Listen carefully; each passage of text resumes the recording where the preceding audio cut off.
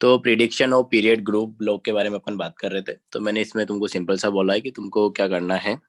एक तरीके से अपने पास जैसे क्वेश्चन आता है, ग्रुप 1 के एलिमेंट्स के एटॉमिक नंबर लिखो, और जो सबसे लास्ट वाला ग्रुप है दैट इज ग्रुप 18, उसके एलिमेंट्स का एटॉमिक नंबर लिखो। तो ग्रुप 1 में पहला एलिमेंट आएगा एटॉमिक नंबर 1, और यहाँ पे अपने पास आता है एटॉमिक नंबर 2, क्योंकि पीरियड 1 में दो ही एलिमेंट है जो कि ग्रुप 1 में है और एक अपने पास ग्रुप नंबर 18 में है, तो 1 और 2। अब इसके लिए अपन ने कोड लिखा था 2 8 8 18 18 32, तो उसको ऐड करते जाओ कि 1 में 2 ऐड करोगे तो अपने पास आ जाएगा 3, फिर 8 करोगे तो 11, फिर 8 करोगे तो 19, फिर 18 करोगे तो 37, फिर करोगे तो 55, फिर करोगे तो 87, इस तरीके से। तो यहाँ पे अगर देखोगे तो 8 8 18 18 32, तो ये अपने पास आ जाएगा 10 18 18 36 18 54 32 86 32 करोगे तो ये आ जाएगा। तो एक तरीके से जो अपने पास ये है, ये होंगे पहले पीरियड में दो एलिमेंट जो कि ग्रुप 1 और ग्रुप 18 में है। एटॉमिक नंबर 3 से लेके एटॉमिक नंबर 10 तक जो एलिमेंट्स है वो है पीरियड 2 में। एटॉमिक नंबर 11 से लेके एटॉमिक नंबर 18 तक जो एलिमेंट है वो है पीरियड नंबर 3 में। एटॉमिक नंबर 19 से लेके 36 तक जो एलिमेंट्स है वो है पीरियड नंबर 4 में। एटॉमिक नंबर 37 से लेके 54 तक जो एलिमेंट्स है वो है किसमें पीरियड नंबर 5 में।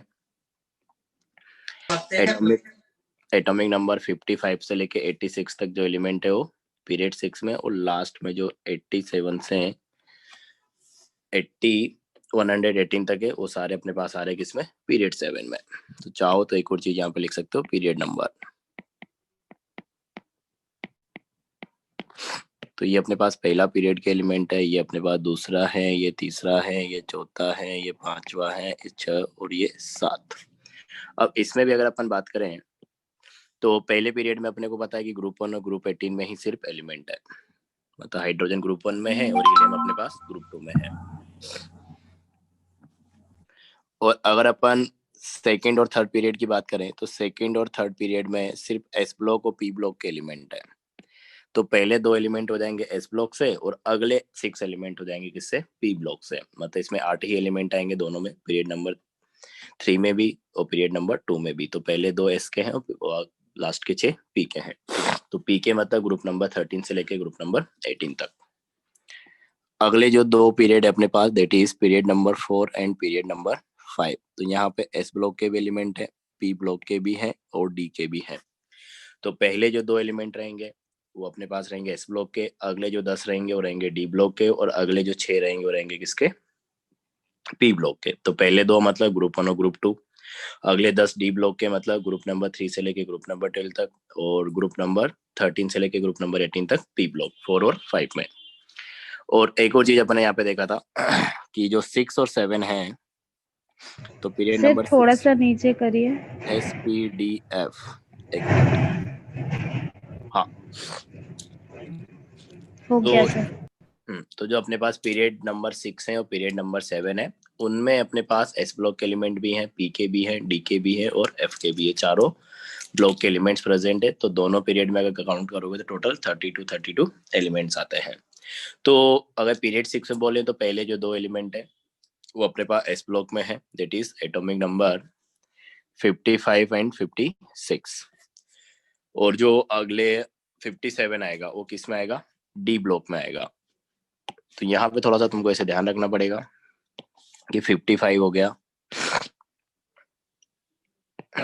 56 हो गया और 57। तो 55 और 56 तो अपने पास एस ब्लॉक में है, और 57 जो है अपने पास ग्रुप नंबर 3 में है। और फिर उसके बाद जो है अपने पास यहाँ पे 58 से लेके ग्रुप 3 में ही 71 तक अपने पास क्या है, लेंथेनाइट सीरीज। और फिर जो 72 आएगा वो 72 अपने पास आएगा किसमें, ग्रुप नंबर 4 में। तो ये थोड़ा सा ध्यान रखना पड़ेगा, फिर वापस कंटिन्यू हो जाएगा 86 तक। इसी तरीके से अपन पीरियड नंबर 7 में बात करें तो 87 और 88 ये पहले दो एलिमेंट तो आ गए किसमें, एस ब्लॉक में, that is group 1 and group 2। अगला जो एलिमेंट आएगा अपने पास 89, वो ग्रुप नंबर 3 में रहेगा, और ग्रुप नंबर 3 में ही अपने पास 90 से लेके 103 तक अपने पास हो जाएगी क्या, एक्टिनाइट सीरीज। तो 103 तक एक्टिनाइट सीरीज है, जो कि अपने पास ग्रुप नंबर 3 में ही है। और अगला जो एलिमेंट आएगा 104, वो आएगा वापस किसमें, ग्रुप नंबर 4 में। तो यहाँ से कंटिन्यू 118 तक अपने पास 18 ग्रुप तक आएंगे। तो ये थोड़ा थोड़ा इन्फॉर्मेशन को ध्यान रखना पड़ेगा, बाकी तुम्हारा काम बन जाएगा। अब कुछ एग्जांपल्स अपन लेते हैं, उनके बेसिस पे अपन देखते हैं किस तरीके से अपने को इसको यूज करना है। तो क्वेश्चन में बता देता हूँ, तुमको फटाफट फटाफट बताना है इसी चीज को देख के कि डिटरमाइन, क्वेश्चन वही रहेगा same, determine period comma group and block of following element, following element. Predict करने को आएगा टेस्ट में, ये जो अभी पढ़ा रहे हैं? हाँ हाँ, ये तो आएगा कम से कम। तो अपने पास बताना है क्या, atomic number 5, atomic number 7, atomic number 12, atomic number 16,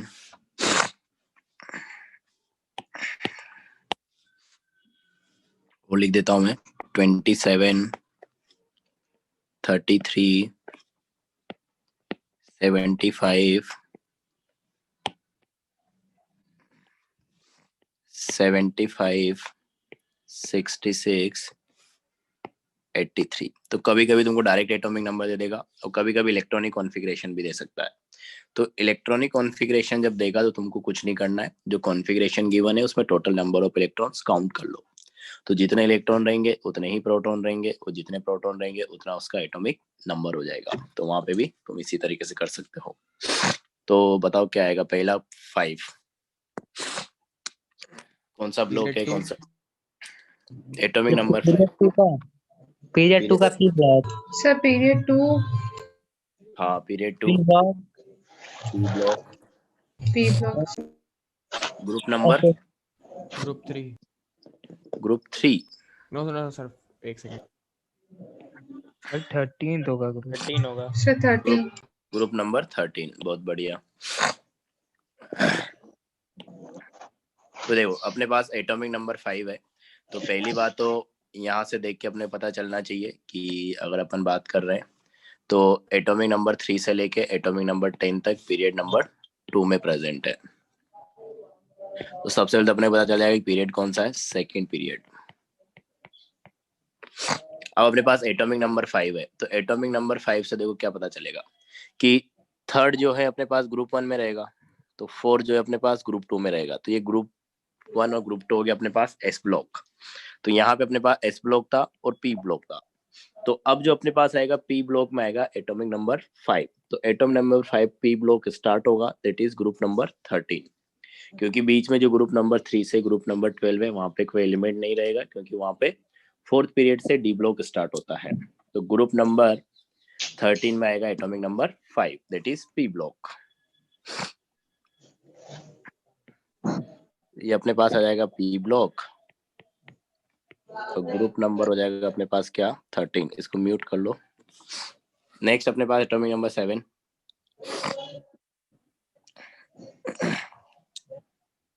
atomic number 7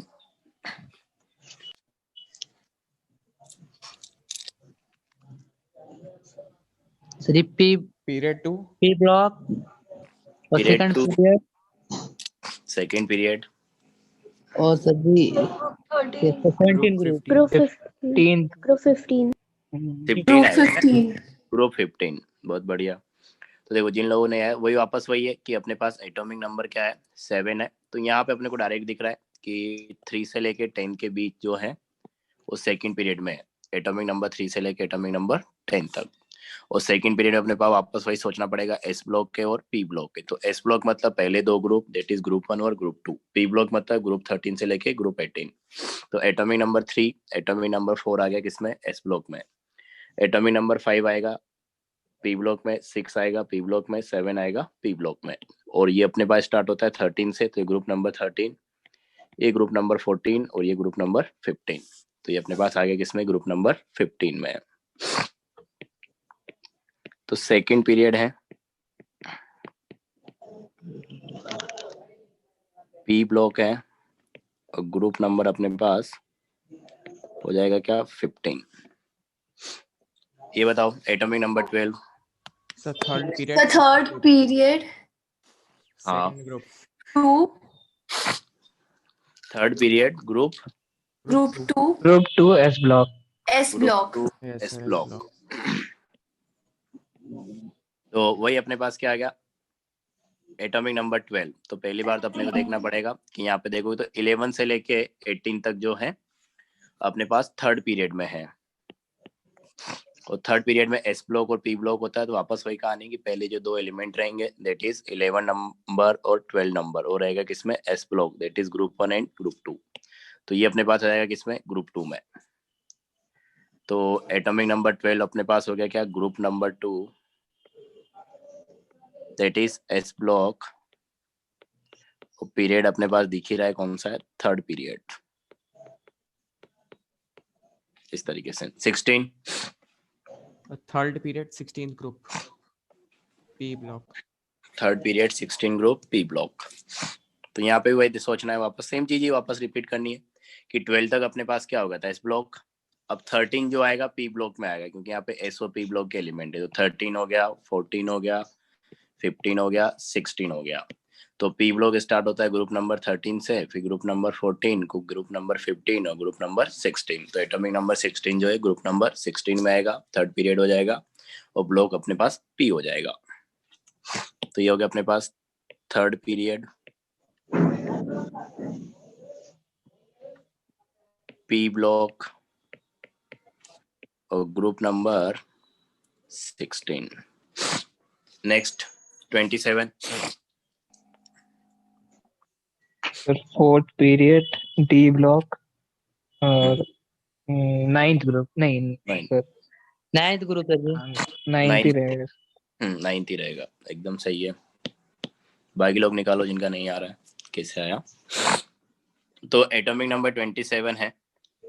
तो 27 देखोगे तो देख सकते हो 19 से लेके 37 तक जो है अपने पास फोर्थ पीरियड में है। तो पीरियड तो हो गया क्या, फोर्थ। अब फोर्थ पीरियड में अपने को पता है कि एस बी है, डी बी है और पी बी है। तो पहले दो group that is group number 1 और 2 एस हो गया, अगले थर्ड ग्रुप नंबर 3 से लेके 12 तक डी हो गया, और 13 से लेके 18 तक पी हो गया। तो अपने पास जो एटॉमिक नंबर कहाँ से स्टार्ट हो रहा है, 19 से। तो 19 और 20 आएगा किसमें, एस ब्लॉक में। और 21, 22, 23, 24, 25, 26 और 27 ये अपने पास आएंगे किसमें, गिन सकते हो कि ये अपने पास ग्रुप 1 था, ये अपने पास ग्रुप 2 था। तो ये हो गया अपने पास ग्रुप 3, ये हो गया ग्रुप 4, ये हो गया ग्रुप 5, ये हो गया ग्रुप 6, ये हो गया ग्रुप 7, ये ग्रुप 8 और ये ग्रुप 9। तो ग्रुप नंबर 9 में आएगा। ग्रुप नंबर 9 मतलब अपने पास हो गया डी ब्लॉक, क्योंकि 3 से लेके 12 तक अपने पास क्या होता है, डी ब्लॉक। तो वही हो जाएगा अपने पास कि ग्रुप नंबर अपने पास क्या है, 9 है। ब्लॉक अपने पास हो जाएगा डी ब्लॉक और पीरियड अपने पास कौन सा, फोर्थ पीरियड। 33 किस में आएगा, fourth period The fourth period P block group 15. Group 15. 15। Yes sir. अच्छा सही है। तो वापस अपने पास वही है, देखो इसी में था। तो 27 तक तो अपन देख चुके थे। आगे अपने पास आएगा क्या, 28, 29, 30, 31, 32 और 33। तो ये ग्रुप 9 था। इसके बाद group 10, group 11, group 12, group 13, group 14 and group number 15। तो ग्रुप नंबर 15 हो गया। ग्रुप नंबर 15 मतलब अपने पास क्या आ जाएगा, पी ब्लॉक आ जाएगा। तो पीरियड तो फोर्थ साइड से ही, तो इस तरीके से काउंट कर लो चाहो तो एक एक करके। ग्रुप नंबर 15 ग्रुप मतलब पी ब्लॉक हो गया और पीरियड अपने पास हो जाएगा कौन सा, फोर्थ पीरियड। 75 किस में आएगा, D block 6th period and 7th group. D block 6th period group number 7, एकदम सही है, बहुत बढ़िया। तो 75 की अगर अपन बात करेंगे तो यहाँ पे दिखागा तुमको, देखो कि 55 से लेके 86 के बीच अपने पास क्या है, पीरियड नंबर 6 है, तो 6th पीरियड में आएगा क्योंकि इसी के बीच में पड़ेगा। अब 6th पीरियड में अगर अपन देखें कि एटॉमिक नंबर 75, तो अपने को बताया यहाँ पे कि पहले दो एलिमेंट 55 और 56 तो आ गए एस ब्लॉक में, ग्रुप 1 और ग्रुप 2। ग्रुप 3 में आएगा अपने पास 57, और उसके बाद 58 से लेके 71 तक अपने पास क्या है, लेंथेनाइट सीरीज है ग्रुप 3 में ही।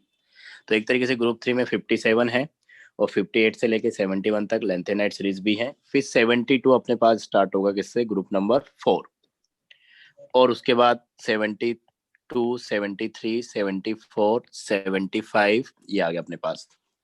तो ये अपने पास ग्रुप नंबर 4 था, ये अपने पास ग्रुप नंबर 5 है, ये अपने पास ग्रुप नंबर 6, ये अपने पास group number 7।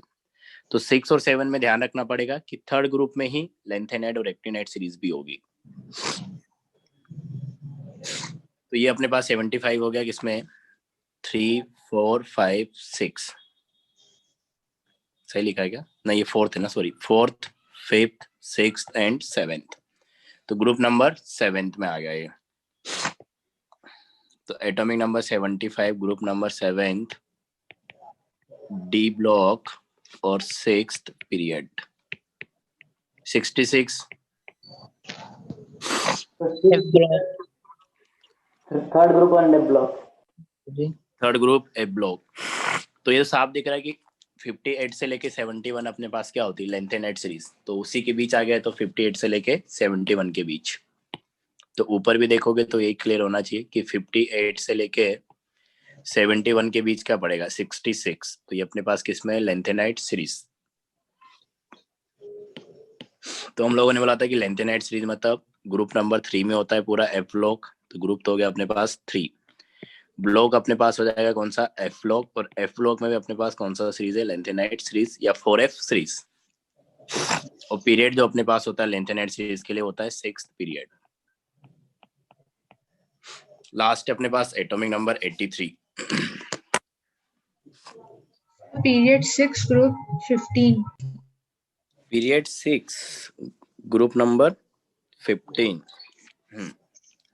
Yes sir, P block sir. P block. तो 83 है अपने पास, तो 83 देखोगे तो इसी पे आएगा अपने पास पीरियड नंबर 6 में।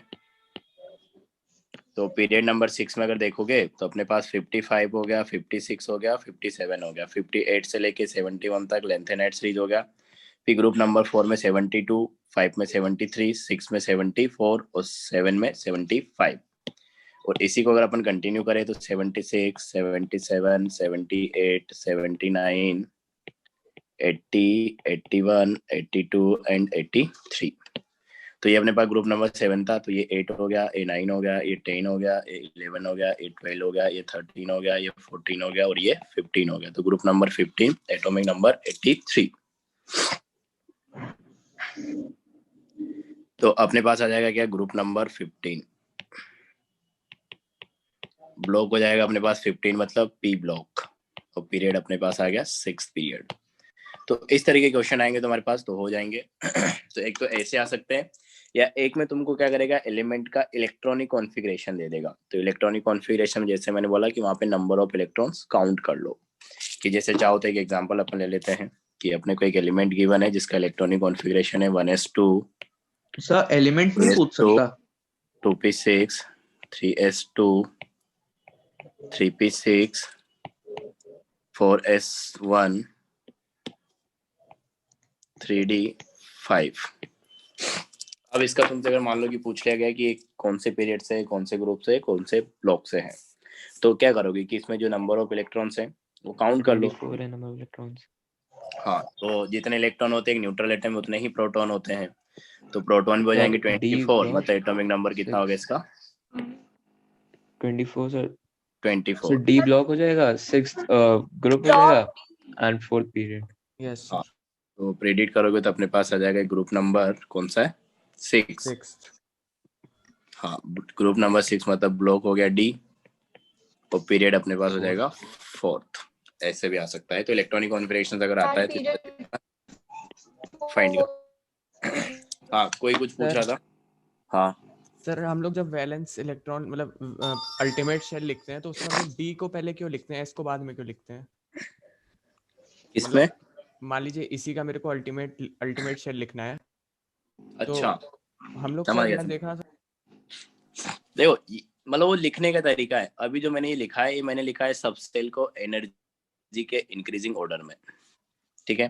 तो तुम ये पूछना चाह रहे हो कि इसी को अपन कहीं कहीं पे से भी लिख देते हैं 1s2 2s2 2p6 3s2 3p6 3d5 4s1। Yes sir, valence वो जो होता तो है उसको अभी जो यहाँ, हाँ जो अभी वो यहाँ पे लिख रहा है एकदम सही बोल रहे हो तुम। तो दोनों में से किसी भी तरीके से लिख सकते हो। तो यहाँ पे अपन ने क्या लिखा है, increasing order of energy of subshell, उसके हिसाब से अपन ने लिखा है इंक्रीजिंग ऑर्डर ऑफ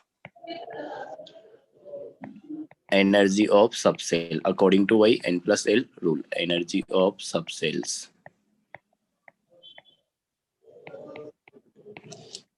यहाँ पे अपन क्या बोल रहे हैं, अपन यहाँ पे सेल के हिसाब से लिख रहे हैं कि पहले सेल में जो सब सेल उनको पहले लिखा, सेकंड सेल वाले को उसके बाद, थर्ड सेल वाले को उसके बाद, और फोर्थ सेल वाले को आगे आएगा 4s 4p 4d 4f। उनमें इलेक्ट्रॉन नहीं, इसलिए अपने उसको रिप्रेजेंट नहीं किया है। तो ये अपन ने सेल वाइज लिखा है। तो जब बॉन्डिंग में अपन बात करेंगे तो अपन इसी हिसाब से लिखेंगे, क्योंकि अपने को वहां पे वैलेंस सेल के इलेक्ट्रॉन से ज्यादा मतलब होगा, क्योंकि अपन बॉन्ड बनाएंगे तो सिर्फ वैलेंस सेल से बनाएंगे। तो यूज के हिसाब से अपन लिख लेते हैं और कुछ नहीं है। डिफरेंस दोनों में ये कि ऊपर एनर्जी के ऑर्डर है सब सेल्स का, और नीचे अपन ने सेल में कौन कौन सा सब सेल है उस हिसाब से रिप्रेजेंट किया है।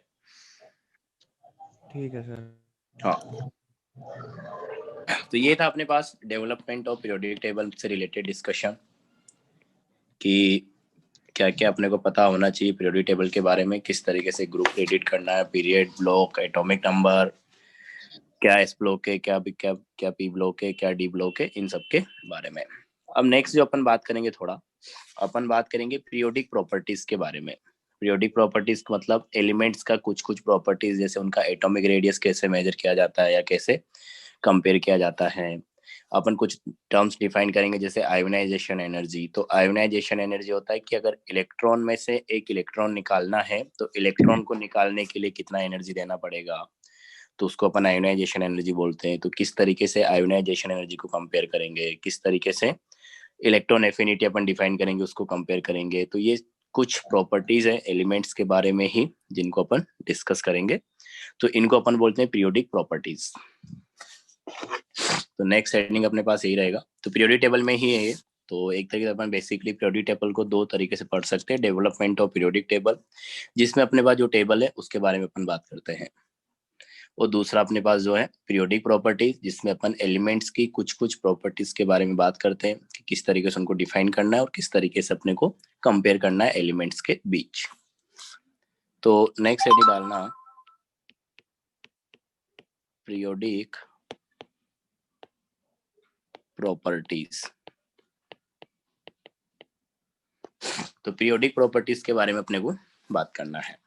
तो बेसिकली है प्रॉपर्टीज, उसमें क्या आएगा, पीरियोडिसिटी आएगी। पीरियोडिसिटी मतलब वही एक रेगुलर इंटरवल के बाद अपने आप को रिपीट करता है, मतलब सेम तरीके का वेरिएशन देखने को मिलेगा। तो ये है अपने पास। अब किसी भी पीरियोडिक प्रॉपर्टी को एक्सप्लेन करने के लिए अपने को एक टर्म डिफाइन करना पड़ता है, इफेक्टिव न्यूक्लियर चार्ज। इसको अपन उतना डीप में नहीं पढ़ते, जितना अपने यूज में है उतना ही पढ़ेंगे, मतलब कंपैरिजन से रिलेटेड क्वेश्चन जिसमें नहीं आते हैं। तो पहले अपने को एक छोटा सा टॉपिक डिस्कस करना पड़ेगा, that is effective nuclear charge. Effective nuclear charge. तो इफेक्टिव न्यूक्लियर चार्ज मतलब न्यूक्लियस के चार्ज से रिलेटेड है, और इफेक्टिव न्यूक्लियर चार्ज कैसे आ रहा है उसकी अपन बात करेंगे, इफेक्टिव वर्ड का क्या मतलब है, और इसको अपन रिप्रेजेंट करते हैं जेड इफेक्टिव से।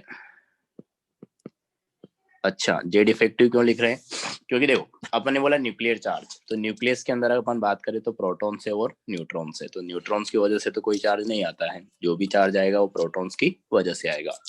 तो प्रोटॉन्स की वजह से चार्ज आ रहा है, और प्रोटॉन को अपन इंडिकेट करते हैं किससे, जेड से। तो वो जेड तो उसके लिए आ गया प्रोटॉन के लिए, कि प्रोटॉन जो है चार्ज के लिए रेस्पॉन्सिबल है। और इफेक्टिवली कितना चार्ज आ रहा है, उस किस चीज को बता रहा हूँ, इफेक्टिव न्यूक्लियर चार्ज, उसकी यही अपने को बात करनी है। तो इफेक्टिव चार्ज की अपन बात करना चाह रहे हैं, इसलिए अपन ने जेड इफेक्टिव लिख दिया कि प्रोटॉन्स की वजह से चार्ज आ रहा है, इसलिए जेड यूज किया और पीछे इफेक्टिव लगा दिया।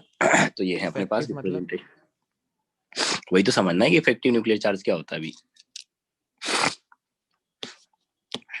तो देखो अपन क्या डिफाइन करना चाह रहे हैं कि अपने पास मान लो कि न्यूक्लियस है, अभी समझ में आएगा इफेक्टिव मतलब क्या है। तो ये न्यूक्लियस हो गया, इसमें अपने पास मान लो कि ये क्या है, पहला सेल है, ये अपने पास मान लो कि सेकंड सेल है, ये अपने पास मान लो कि क्या है, थर्ड सेल है।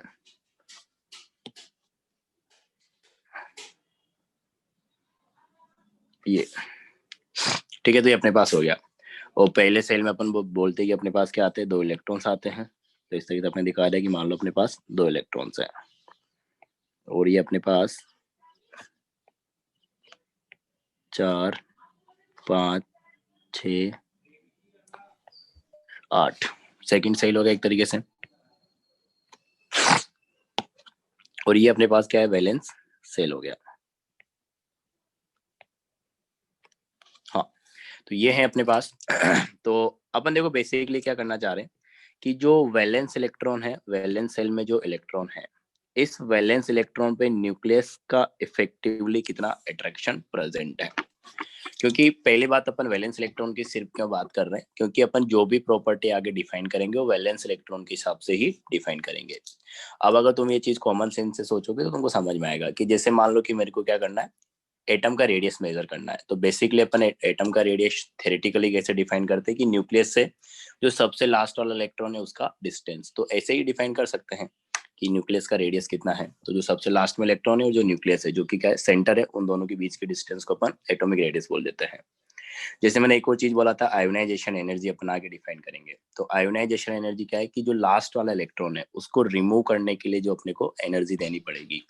क्योंकि जब भी तुम इलेक्ट्रॉन को निकालने जाओगे तो सबसे पहले तो लास्ट वाला इलेक्ट्रॉन जो सबसे पहले आएगा, तुम तो बाहर से निकालना चाह रहे हो ना, तो जो सबसे पहले आएगा उसी को निकालोगे। तो जो सबसे लास्ट में इलेक्ट्रॉन रहेगा एटम के हिसाब से उसको अपन सबसे पहले रिमूव कराएंगे। तो वैलेंस इलेक्ट्रॉन के लिए ही अपन बात कर रहे हैं, क्योंकि अपन जो भी प्रॉपर्टी आगे डिफाइन करेंगे वो वैलेंस इलेक्ट्रॉन के हिसाब से डिफाइन करेंगे, लास्ट वाले इलेक्ट्रॉन के हिसाब से डिफाइन करेंगे। तो मैं अभी क्या करना चाह रहा हूँ कि जो ये न्यूक्लियस है, इस न्यूक्लियस का इस वैलेंस इलेक्ट्रॉन के ऊपर इफेक्टिवली कितना अट्रैक्शन प्रेजेंट है। तो इसका क्या मतलब है, तो पहले अगर मैं बोलूँ तुमको कि ये जो इलेक्ट्रॉन है अपने पास कि ये अपन बोल रहे कि वैलेंस इलेक्ट्रॉन है, तो इस वैलेंस इलेक्ट्रॉन में पहली बात तो क्या है, 2 तरीके के पोर्स आएंगे। एक तो अपने पास क्या है, जो ये न्यूक्लियस है, न्यूक्लियस के अंदर अपने पास क्या है, पॉजिटिव चार्ज है प्रोटॉन्स की वजह से, और कितना है, +ZE, जो भी एटॉमिक नंबर है उसके हिसाब से +ZE। तो न्यूक्लियस के अंदर ये अपने पास क्या है, पॉजिटिव चार्ज है। ठीक है, ये हो गया। तो न्यूक्लियस के ऊपर पॉजिटिव चार्ज है और अपने पास वैलेंस इलेक्ट्रॉन है, तो इलेक्ट्रॉन के ऊपर क्या रहेगा, नेगेटिव चार्ज रहेगा। तो इसमें एक तरीके से क्या आएगा, एक तो फोर्स आएगा अपने पास attraction, force of attraction from nucleus, valence electron पे अगर अपन बात करें तो। और साथ में जो अपने पास इनर सेल्स में जो इलेक्ट्रॉन्स है, अंदर वाले सेल में जो इलेक्ट्रॉन्स है, तो वो तो इलेक्ट्रॉन्स है, तो एक तरीके से उस इलेक्ट्रॉन को क्या करेंगे, रिपेल करेंगे। तो अपने पास इस वैलेंस इलेक्ट्रॉन पे जो है फोर्स ऑफ रिपल्सन भी है, force of repulsion from inner orbit या सेल, इनर ऑर्बिट या इनर सेल इलेक्ट्रॉन्स, कि इनर सेल के जो इलेक्ट्रॉन्स हैं उनकी वजह से रिपल्सन भी आ रहा है। तो ये तो समझ में आना चाहिए कि 2 टाइप के फोर्स वो क्या करेगा, एक्सपीरियंस करेगा। एक तो attraction from nucleus, repulsion from inner electrons, अगर मैं वैलेंस इलेक्ट्रॉन की बात कर रहा हूँ। अब अगर मैं तुमसे पूछूं कि फोर्स ऑफ अट्रैक्शन और फोर्स ऑफ रिपल्सन में कौन सा वाला फोर्स ज्यादा इफेक्टिव होना चाहिए, repulsion. Repulsion. The force of attraction. सबको ऐसा ही लग रहा है क्या? सर अट्रैक्शन ज्यादा होगा वरना इलेक्ट्रॉन तो उड़ जाता। हाँ, अगर रिपल्सन होता तो न्यूक्लियस, हाँ एट्रैक्शन रहेगा ना यार। तो एट्रैक्शन जो रहेगा वो ज्यादा रहेगा एज कम्पेयर टू रिपल्सन, तभी तो न्यूक्लियस या इलेक्ट्रॉन वाला सिस्टम है वो एक साथ इकट्ठा रह पा रहा है। ठीक है, तो ये तो खैर अपने ये बात नहीं है, अब ये हो गया अपने पास। ठीक है, अब अगर मैं तुमसे पूछूं कि जो अपने पास यहाँ है, अगर मान लो कि अपने इसको समझने के लिए ऐसा एज्यूम कर ले कि न्यूक्लियस के अंदर जो प्रोटॉन्स है जिनकी वजह से चार्ज आ रहा है प्लस Ze, तो ये प्रोटॉन्स की वजह से जो वैलेंस इलेक्ट्रॉन पे अट्रैक्शन आ रहा है, मान लो कि समझने के लिए अपन बोल दे रहे कि वो कितना आ रहा है, 100 न्यूटन का आ रहा है। मतलब अगर सिर्फ मैं न्यूक्लियस में प्रोटॉन्स को देखूं और वैलेंस इलेक्ट्रॉन को देखूं, तो अगर मैं कैलकुलेट करूं तो मैं मान ले रहा हूं कि अपने पास 100 न्यूटन का फोर्स आ रहा है, वो भी कौन सा, अट्रैक्शन। और जो ये वैलेंस इलेक्ट्रॉन के ऊपर इनर इलेक्ट्रॉन्स की वजह से रिपल्सन आ रहा है, ये मान लो कि अपने पास कितना आ रहा है, 80 न्यूटन का आ रहा है। कि जो रिपल्सन क्रिएट हो रहा है वैलेंस इलेक्ट्रॉन पे इनर इलेक्ट्रॉन्स की वजह से, वो मैग्नीट्यूड वाइज देख लो कि कितना है, 80 न्यूटन है। तो अगर तुम इफेक्टिवली देखोगे तो वैलेंस इलेक्ट्रॉन को कितना अट्रैक्शन फील होगा, 20 न्यूटन का ही तो फील होगा। ये समझ में आया क्या? यस सबको क्लियर है? हाँ, तो इसी चार्ज को अपन क्या बोल रहे हैं, इफेक्टिव न्यूक्लियर चार्ज। मतलब इफेक्टिवली न्यूक्लियस का कितना अट्रैक्शन है जो अपने पास वैलेंस इलेक्ट्रॉन पे प्रेजेंट है। क्योंकि न्यूक्लियस जो अट्रैक्शन लगा रहा है वो अट्रैक्शन एक तो कुछ आएगा रिजल्टेंट वैलेंस इलेक्ट्रॉन पे, और उसके अलावा उस अट्रैक्शन का कुछ पार्ट इलेक्ट्रॉन इलेक्ट्रॉन रिपल्सन को ओवरकम करने में चला जा रहा है, उसको कम करने में चला जा रहा है। तो यही अपने पास कि इफेक्टिवली कितना अट्रैक्शन वैलेंस इलेक्ट्रॉन, मतलब नेट फोर्स जो फिजिक्स में तुम निकालते हो ना, वैसा ही है कि न्यूक्लियस से अट्रैक्शन आया तो कितना आया, 100 न्यूटन का, अपन ऐसा मान लिया। और जो इनर इलेक्ट्रॉन से रिपल्सन आ रहा है वो कितना आ रहा है, 80 न्यूटन। तो इफेक्टिवली या नेट फोर्स जो देखोगे कितना आ रहा है अपने पास, 20 न्यूटन। तो सारे प्रोटॉन्स का जो अट्रैक्शन था, क्योंकि सारे प्रोटॉन तो मिलकर कितना अट्रैक्शन क्रिएट कर रहे हैं, 100 न्यूटन का क्रिएट कर रहे हैं। तो 100 न्यूटन तो उसके ऊपर नहीं आ रहा है, उसके ऊपर तो सिर्फ 20 न्यूटन आ रहा है। तो एक तरीके से बोलो कि सारे प्रोटॉन्स का अट्रैक्शन इलेक्ट्रॉन के ऊपर नहीं है, कुछ प्रोटॉन्स का अट्रैक्शन है जो इलेक्ट्रॉन के ऊपर है, वैलेंस इलेक्ट्रॉन के ऊपर, और बाकी जो अपने पास प्रोटॉन्स है उनका अट्रैक्शन चला गया किसमें, इलेक्ट्रॉन इलेक्ट्रॉन रिपल्सन को ओवरकम करने में या बैलेंस करने में। तो ऐसा कुछ है अपने पास। तो यहाँ पे अगर अपन लिखें तो ऐसी तरीके से अपन इसको डिफाइन भी करेंगे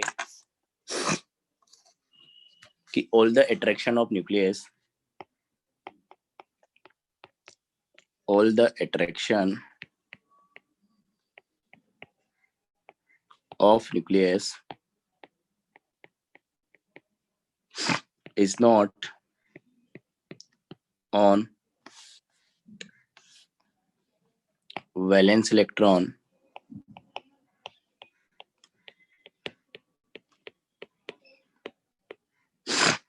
due to electron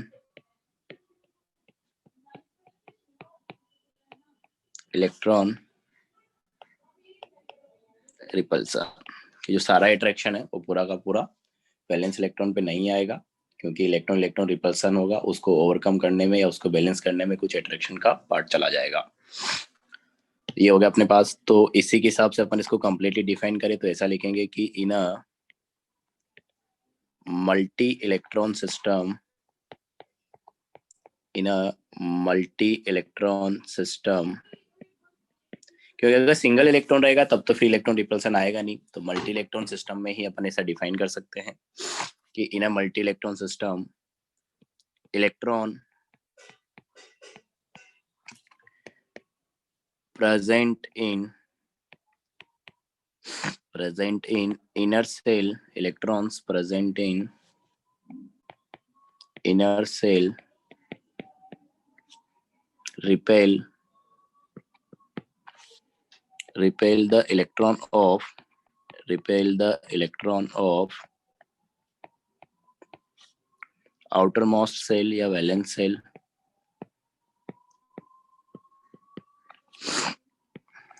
This results in decrease of nuclear attraction on valence electron कि टोटल 100 का 100 उसके ऊपर नहीं जा पा रहा है क्योंकि इलेक्ट्रॉन को रिपल्सन में ओवरकम करने में भी 80 न्यूटन का फोर्स चला गया है बैलेंस करने में, ठीक है। तो therefore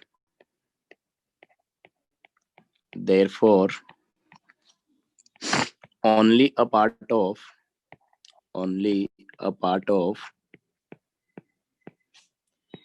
nuclear charge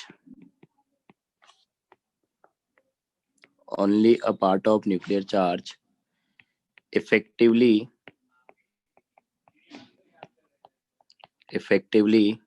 work on the electron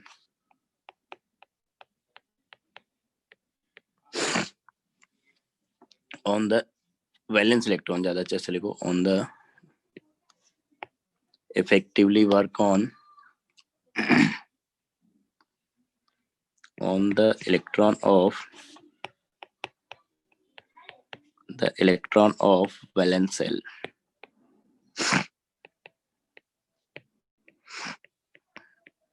and known as effective nuclear charge. तो that is Z effective. तो ये है अपने पास इफेक्टिव न्यूक्लियर चार्ज। तो इसमें अगर अपन बात करें तो इसको अपन किस तरीके से लिखते हैं, मैथमेटिकली कैलकुलेट करने का इसका फॉर्मूला होता है, तो उसके डीप में अपन जाएंगे नहीं, कैलकुलेशन से रिलेटेड डिस्कशन अपने सिलेबस में है नहीं, फिर भी फॉर्मूला अपन चाहे तो लिख सकते हैं कि अपने पास जो जेड इफेक्टिव है, तो Z effective is calculated by is given by कि Z effective that is effective nuclear charge equal to Z minus sigma। Z यहाँ पे क्या है, Z है अपने पास एटॉमिक नंबर, ठीक है। सिग्मा अपने बोलते हैं इसको स्लेटर कांस्टेंट, तो इसको कैलकुलेट करने के कुछ रूल्स होते हैं, तो उनके थ्रू इसको कैलकुलेट किया जाता है। हर एटम में अलग अलग, वो भी डिपेंड करता है कि कौन से ब्लॉक से बिलोंग कर रहा है, मतलब बेसिकली इलेक्ट्रॉनिक कॉन्फिगरेशन के ऊपर डिपेंड करता है। तो ये स्लेटर कांस्टेंट है अपने पास, और ये जेड, तो जेड इफेक्टिव तो अपने पास हो गया इफेक्टिव न्यूक्लियर चार्ज। तो बेसिकली जो फॉर्मूला है ना, किस तरीके से अपने को क्या चीज बता रहा है, अगर इसके अपन इस फॉर्मूले की बात करें तो अपन बोल रहे हैं कि जेड अपने पास क्या है, इफेक्टिव एटॉमिक नंबर है। तो एक तरीके से अपने पास इसको अपन ऐसे रिलेट करना चाह रहे हैं कि जो टोटल फोर्स है, मान लो कि वो अपने पास आ रहा है क्या, फिर अपन मैं इसे एज्यूम कर रहा हूँ कि मान लो कि जो अपने पास यहाँ पे एटॉमिक नंबर था वो मान लो कि 10 था, ठीक है। तो 10 प्रोटॉन्स की वजह से अपन बोल रहे हैं कि अपने पास फोर्स ऑफ अट्रैक्शन कितना आ रहा है, 100 न्यूटन, और इस 100 न्यूटन में से 80 न्यूटन जो है वो एक तरीके से इलेक्ट्रॉन को रिपल्सन जो था उसको बैलेंस करने में चला गया। तो इफेक्टिवली इस पे कितना फोर्स आया, नेट, एफ नेट की अगर अपन बात करें तो यहाँ पे आया अपने पास क्या, 20 न्यूटन। तो अपन बोल रहे हैं कि टोटल अपने पास जो प्रोटॉन्स थे वो 10 थे जैसा अपन मान रहे, और उनकी वजह से जो फोर्स आ रहा तो मान लो कितना, 10 न्यूटन, और इफेक्टिवली इस पे कितना वर्क कर रहा है, 20 न्यूटन। तो अगर 10 की वजह से 100 न्यूटन आ रहा था, तो जो ये 20 न्यूटन वो कितने प्रोटॉन्स की वजह से क्रिएट होगा, 2 प्रोटॉन्स की वजह से। तो इसके ऊपर तो बेसिकली क्या है, 2 ही प्रोटॉन्स का अट्रैक्शन इफेक्टिवली वर्क कर पा रहा है। तो Z इफेक्टिव एक तरीके से उन प्रोटॉन्स को बताता है जिनका अट्रैक्शन इफेक्टिवली वैलेंस इलेक्ट्रॉन के ऊपर वर्क कर पा रहा है। और Z तो अपने पास क्या हो गया, टोटल प्रोटॉन्स हो गए, और सिग्मा एक तरीके से उन प्रोटॉन्स को बता रहा है, जैसे यहाँ पे अपन ने बोला कि अपने पास 80 न्यूटन चला गया किसमें, रिपल्सन को बैलेंस करने पे। तो वापस वही बात आएगी कि अपन ने माना कि 100 न्यूटन जो आ रहा है वो 10 प्रोटॉन से आ रहा है, तो 80 न्यूटन कितने से आएगा, 80 न्यूटन आएगा 10 प्रोटॉन से। तो एक तरीके से जो अपने पास टोटल था 10 प्रोटॉन्स, उनमें से 8 प्रोटॉन का अट्रैक्शन तो चला गया किसमें, रिपल्सन को बैलेंस करने में, और 2 प्रोटॉन का अट्रैक्शन बचा किसके ऊपर, वैलेंस इलेक्ट्रॉन के ऊपर। तो जो ये अपन ने इक्वेशन लिखी है वो एक तरीके से उसी हिसाब से लिखी गई है कि अपने पास जो Z इफेक्टिव है ये उस चीज को बता रहा है कि इफेक्टिवली कितने प्रोटॉन्स का अट्रैक्शन जो है वो वैलेंस इलेक्ट्रॉन पे गया है। ये जो Z है एक तरीके से एटॉमिक नंबर हो गया, मतलब टोटल अपने पास कितने प्रोटॉन्स हैं जिनकी वजह से नेट अट्रैक्शन क्रिएट होगा। और सिग्मा एक तरीके से उन प्रोटॉन्स के नंबर की कैलकुलेशन है जो अपने पास एक तरीके से चला जा रहा है किसमें, मतलब जिनका अट्रैक्शन चला जा रहा है किसमें, इलेक्ट्रॉन की वजह से जो रिपल्सन आ रहा है उसको बैलेंस करने में। तो ये इक्वेशन एक तरीके से इस चीज को बताता है, ठीक है। और इस सिग्मा को अपन डिफाइन भी करते हैं किस तरीके से, स्क्रीनिंग इफेक्ट या शिल्डिंग इफेक्ट, इसको अपन नाम देते हैं। तो पहले तो मैं इसका डेफिनेशन लिख देता हूँ कि सिग्मा को अपन किस तरीके से डिफाइन कर रहे हैं कि रिपल्सन और प्रोटेक्शन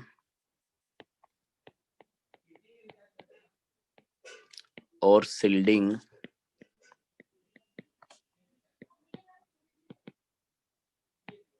और screening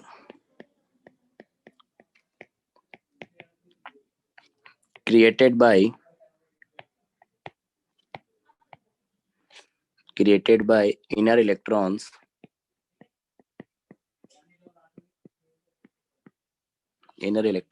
between nucleus and valence electron is called screening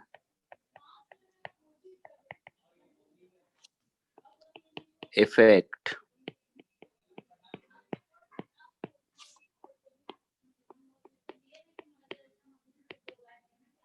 और शिल्डिंग इफेक्ट। तो देखो एक तरीके से अपने क्या बोला, रिपल्सन वर्ड तो अपने को समझ में आता है कि जो इनर इलेक्ट्रॉन्स और रिपल्सन क्रिएट कर रहे हैं जिसकी वजह से अट्रैक्शन कम हो जा रहा है, लेकिन अपने 2-3 वर्ड वो लिख दिए, प्रोटेक्शन, शिल्डिंग, स्क्रीनिंग। तो इनका क्या मतलब है, तो देखो अपन इसको ऐसे एज्यूम करते हैं एक तरीके से कि एक तरीके से अपने पास क्या हुआ कि ये जो न्यूक्लियस है यहाँ से अभी तो कर दीजिए स्लाइड, क्या चीज, स्लाइड थोड़ा नीचे कर दीजिए। अच्छा पहले तुमको लिखना है तो लिख लो, इधर वाला या उधर, जल्दी लिखो फिर डिस्कस करो। सर हाँ सर कल आप सेंटर पर आएंगे? कल मैं सेंटर पे रहूंगा, या मेरा तबीयत खराब था तो आज तो मैं गया नहीं, लेकिन आज कल सही लग रहा है, कल तो रहूंगा शायद। ठीक सर, कॉल कर लेना एक बार, ठीक सर ठीक। हाँ अगर दोनों रहूंगा, सेंटर पे जाते हैं। नहीं तो अगर तुम कल लोग डाउट पूछने आए तो वैसे इंदिरा नगर जाता हूँ मैं तो। हाँ सर इंदिरा नगर ही। तो वही 12 में हम लोग 12:30 से 3-4 बजे के बीच में ही रहते हैं, 12 से 4 ऐसा मान सकते हो। सर 11:30 बजे तक स्कूल है हमारा, तो स्कूल से डायरेक्ट आएंगे वहीं। हाँ ठीक है, आ जाना, एक बार कॉल कर लेना कि हूँ नहीं या पहुँच रहा हूँ नहीं। ठीक सर। सर हो गया। हाँ तो मैं ये बोल रहा देखो कि रिपल्सन तो अपने को समझ में आया कि इनर इलेक्ट्रॉन्स ने रिपल्सन क्रिएट किया, उसकी वजह से अट्रैक्शन कम हुआ, लेकिन अपने कुछ वर्ड्स और यूज किए, प्रोटेक्शन, शिल्डिंग, स्क्रीनिंग, और उसी के हिसाब से अपन नाम भी दे रहे हैं स्क्रीनिंग इफेक्ट या फिर शिल्डिंग इफेक्ट। तो यहाँ पे अपन एक तरीके ऐसा मानते हैं देखो कि ये न्यूक्लियस ने जो है अट्रैक्शन क्रिएट किया, तो अट्रैक्शन चारों तरफ जाएगा, एक तरीके से वही फोर्स है, एक तरीके से फील्ड क्रिएट कर रहा है, अट्रैक्शन फील्ड। तो अपने पास जो ये इनर सेल में जो इलेक्ट्रॉन्स है एक तरीके से है, ये पहला सेल है, ये अपने पास दूसरा सेल है, ये अपने पास तीसरा सेल है। तो अगर अपने पास क्या होता कि जो ये अपने पास वैलेंस इलेक्ट्रॉन है और ये न्यूक्लियस है, अगर इनके बीच कोई इलेक्ट्रॉन नहीं होते, मान लो कि सिंगल इलेक्ट्रॉन होता, मान लो कि किसी तरीके से मैंने अंदर वाले इलेक्ट्रॉन गायब करा दिए, सिर्फ यही 2 चीज रखा, तो जो अपन बोल रहे थे कि 100 न्यूटन का फोर्स है, तो 100 न्यूटन का पूरा क्या होता है, इस वैलेंस इलेक्ट्रॉन पे आता। अगर मैं बोल रहा हूँ कि अंदर वाले इलेक्ट्रॉन गायब कर दिया अपन ने किसी तरीके से, लेकिन जब अंदर वाले इलेक्ट्रॉन आए तो उन्होंने एक तरीके से क्या किया, उस 100 न्यूटन को कम करके 20 कर दिया। तो इसको तुम ऐसा एज्यूम कर सकते हो कि एक तरीके से मान के चलो कि यहाँ से अपन ने क्या किया, लाइट की मतलब लाइट लाए, यहाँ से अपन ने कुछ टॉर्च रखा तो उससे लाइट निकला तो हर जगह फैलेगा, अब अगर मैं उस लाइट में क्या करूं, एक कांच की सील्डिंग कर दूं, मतलब उसके ऊपर जो भी है एक तरीके से कि इस पॉइंट से लाइट सोर्स है और इसके चारों तरफ अपन ने ऐसे समझो कि ये लाइट था, यहाँ पे टॉर्च थी और एक ऑब्जर्वर है जो यहाँ से इसको देख रहा है। तो जब अपने पास यहाँ से लाइट डायरेक्ट इसकी आंखों में आ रही है तो इसको कुछ इंटेंसिटी के साथ लाइट दिखेगी, कम ज़्यादा जो भी है। अब अगर एक तरीके से मैं क्या कर दूं कि इसमें जो ये था इसके चारों तरफ अपन ने लाइट सोर्स पे कांच लगा दिया, तो जैसे ही मैं कांच लगाऊंगा तो एक तरीके से क्या होगा, जो इसको इंटेंसिटी पहले दिख रही थी वो कम हो जाएगी, क्योंकि कांच की वजह से वहाँ पे क्या आ गया कि स्क्रीन क्रिएट हो गया, एक शिल्डिंग क्रिएट हो गया, तो जो लाइट था वो इस ऑब्जर्वर के लिए कम हो जाएगा। तो सेम चीज अपन यही बोलते हैं कि जो ये अपने पास न्यूक्लियस था, तो बेसिकली ये न्यूक्लियस कर क्या रहा है, ये एक तरीके से इलेक्ट्रिक फील्ड क्रिएट कर रहा है। इलेक्ट्रिक फील्ड मतलब वही अट्रैक्शन क्रिएट कर रहा है। तो अगर अंदर पे कोई इलेक्ट्रॉन्स नहीं होते तो पूरा का पूरा अट्रैक्शन वो वैलेंस इलेक्ट्रॉन पे जाता, लेकिन बीच में अंदर में जो इलेक्ट्रॉन्स आए उन्होंने अट्रैक्शन कम कर दिया। अट्रैक्शन कम किया किसके थ्रू, रिपल्सन के थ्रू, लेकिन उसको अपन डिफाइन ऐसे करते हैं कि उन्होंने एक तरीके से एक सील्डिंग क्रिएट कर दी, एक स्क्रीन क्रिएट कर दी, जिसकी वजह से अट्रैक्शन कम हो जा रहा है। तो ऐसे रिलेट करके उसको थोड़ा समझ सकते हो कि ये वर्ड्स अपन क्यों यूज कर रहे हैं, स्क्रीनिंग, सील्डिंग वगैरह। समझ में आया क्या ये? नहीं, एक बार दोबारा बता दीजिए, दोबारा बता दीजिए। कि अपन जो वर्ड यूज किया है स्क्रीनिंग या सील्डिंग वगैरह, तो इसका क्या मतलब है, मतलब ये अपन अपने हिसाब से डिफाइन कर रहे हैं, तो रिपल्सन ही एक्चुअल में वहाँ पे। तो मैं ये बोल रहा हूँ कि अपने जैसे बोला था पहले कि अपने पास ये न्यूक्लियस था और ये अपने पास वैलेंस इलेक्ट्रॉन है, और अपन बोल रहे कि न्यूक्लियस में जो भी प्रोटॉन्स रहेगा उनकी वजह से अपन ने एज्यूम किया था कि अपने पास 100 न्यूटन का फोर्स आ रहा है। तो अगर जो ये अंदर वाले सेल है अपने पास, पहले सेल में अपन बोल रहे थे कि 2 इलेक्ट्रॉन है, सेकंड सेल में अपने पास 8 इलेक्ट्रॉन है, पहले जब अपने डायग्राम बनाया था उसमें। अगर मैं मान लूं कि किसी तरीके से मैंने ये फर्स्ट सेल से 2 इलेक्ट्रॉन और सेकंड सेल से 8 इलेक्ट्रॉन से गायब कर दिए, मतलब वो वहां पे है ही नहीं, बाकी सब सेम है, वो न्यूक्लियस जैसा पहले था वैसा ही यहाँ पे है, मतलब उतने ही प्रोटॉन्स अभी भी है, तो जो अट्रैक्शन आएगा वो कितना आएगा, 100 न्यूटन ही आएगा, और इलेक्ट्रॉन तो वैसे का वैसे ही है, कुछ चेंज नहीं हुआ, डिस्टेंस चेंज नहीं हुआ है, न्यूक्लियस के अंदर प्रोटॉन्स चेंज नहीं हुआ है, सिर्फ अपन ने किसी तरीके से मान लो कि अंदर वाले सेल के इलेक्ट्रॉन गायब करा दिए। तो जो 100 न्यूटन का फोर्स पहले आ रहा था अब पूरा का पूरा किसके ऊपर आएगा, इस इलेक्ट्रॉन के ऊपर आएगा ना, अगर ऐसा सिचुएशन आ जाए तो। ये समझ में आता है क्या? Yes. तो मैं ऐसे बोल रहा हूँ कि इसको तुम ऐसे एज्यूम करो कि जैसे अपने पास मान लो कि यहाँ से एक लाइट सोर्स है, मतलब यहाँ से अपने टॉर्च लगाया और एक कोई इंसान है जो यहाँ पे इसको ऑब्जर्व कर रहा है। तो अभी जब अपने पास लाइट की कुछ इंटेंसिटी होगी जो इस इंसान तक पहुंचेगी, तो मतलब जो न्यूक्लियस का डायरेक्ट अट्रैक्शन आ रहा है उसको अपन ऐसे बोल रहे कि इलेक्ट्रॉन के पास पूरा जा रहा है। अब हुआ कि अपने पास क्या चीज, अब हुआ कि अपने पास की जो, अच्छा बाकी लोगों के साथ भी ऐसा ही है क्या? सर आ रही है सर, आ रही है सर, आ रही है। हाँ, कि जो अपने पास अब हुआ क्या कि इनर सेल में भी इलेक्ट्रॉन्स आ गए, तो पहले सेल में 2 और दूसरे सेल में अपने पास 8।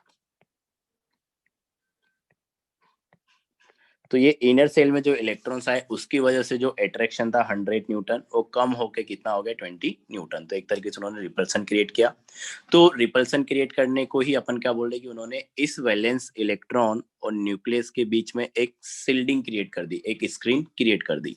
तो इसको तुम ऐसे समझ सकते हो कि जैसे अपने पास लाइट सोर्स था पहले, तो ये टॉर्च का पूरा लाइट इसकी आंखों में जा रहा था जिस भी इंटेंसिटी के साथ जा रहा था। अब जैसे अगर मान लो कि एक तरीके से मैंने यहाँ पे कांच का शिल्डिंग लाके डाल दिया, मतलब एक कांच का ग्लास मैंने मान लो कि यहाँ पे रख दिया, तो ऑब्वियस सी बात है कि जितना इंटेंसिटी पहले ये देख पा रहा था उतना नहीं देख पाएगा। तो एक तरीके से अपन ने इस सोर्स के चारों तरफ एक स्क्रीन क्रिएट कर दिया, उसकी वजह से इंटेंसिटी कम हो गई।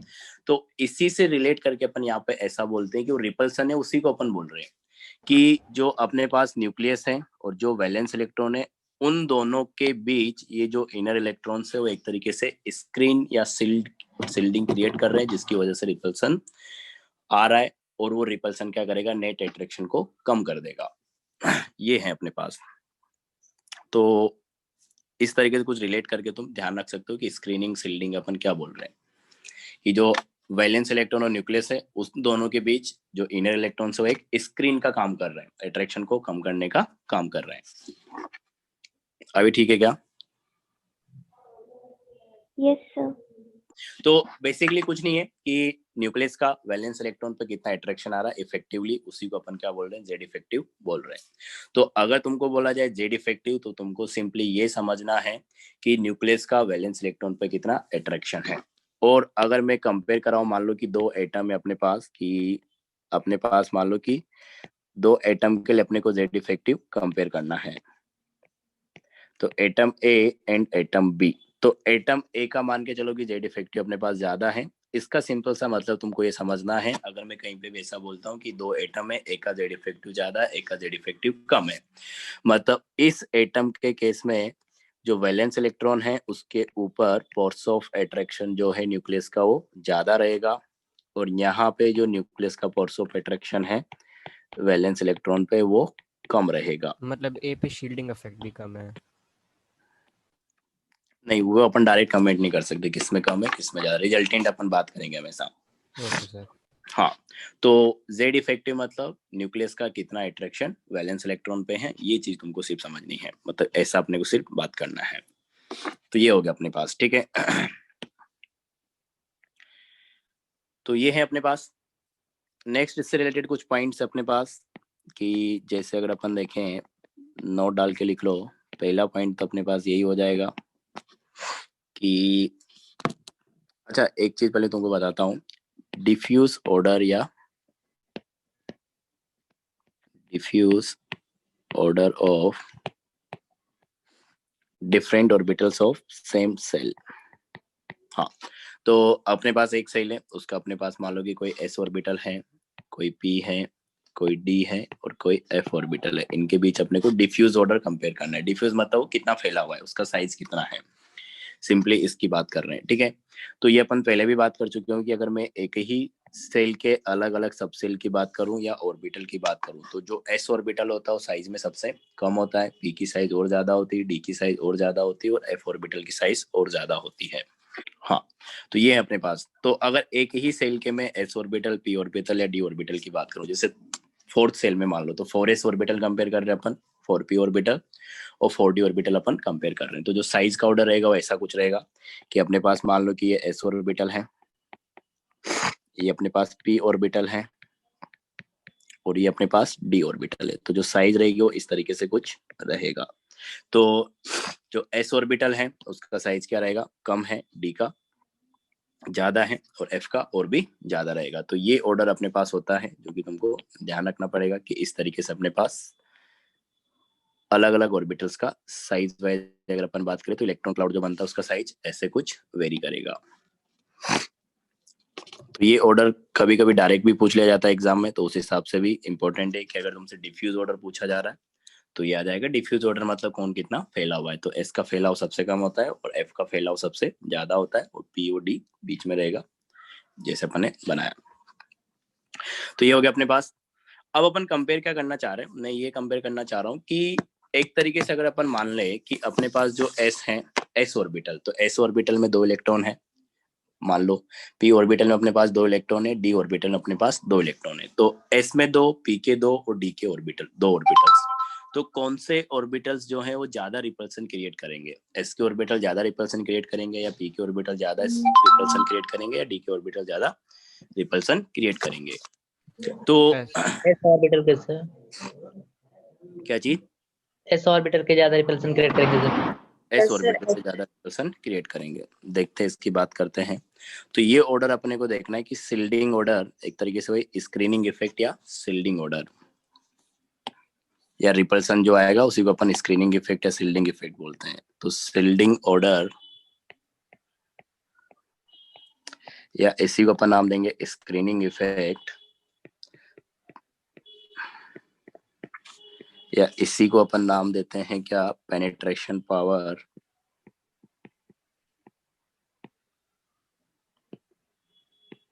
Of different orbitals. तो अगर अपने को बात करना है कि s के इलेक्ट्रॉन्स हैं, अपने पास p ऑर्बिटल के इलेक्ट्रॉन्स है, अपने पास d ऑर्बिटल के इलेक्ट्रॉन है और अपने पास f ऑर्बिटल के इलेक्ट्रॉन्स हैं, तो कौन से इलेक्ट्रॉन्स ज्यादा रिपल्सन क्रिएट कर पाएंगे, इसकी अगर अपन बात करें तो s p d f में s के इलेक्ट्रॉन्स जो है वो ज्यादा रिपल्सन क्रिएट कर पाएंगे। तो s का जो स्क्रीनिंग ऑर्डर है या शिल्डिंग इफेक्ट है वो ज्यादा रहेगा पेनिट्रेशन पावर जो है एस का ज्यादा रहेगा और एफ का सबसे कम रहेगा। तो अगेन ये वाला ऑर्डर भी अपने पास काफी इंपॉर्टेंट है।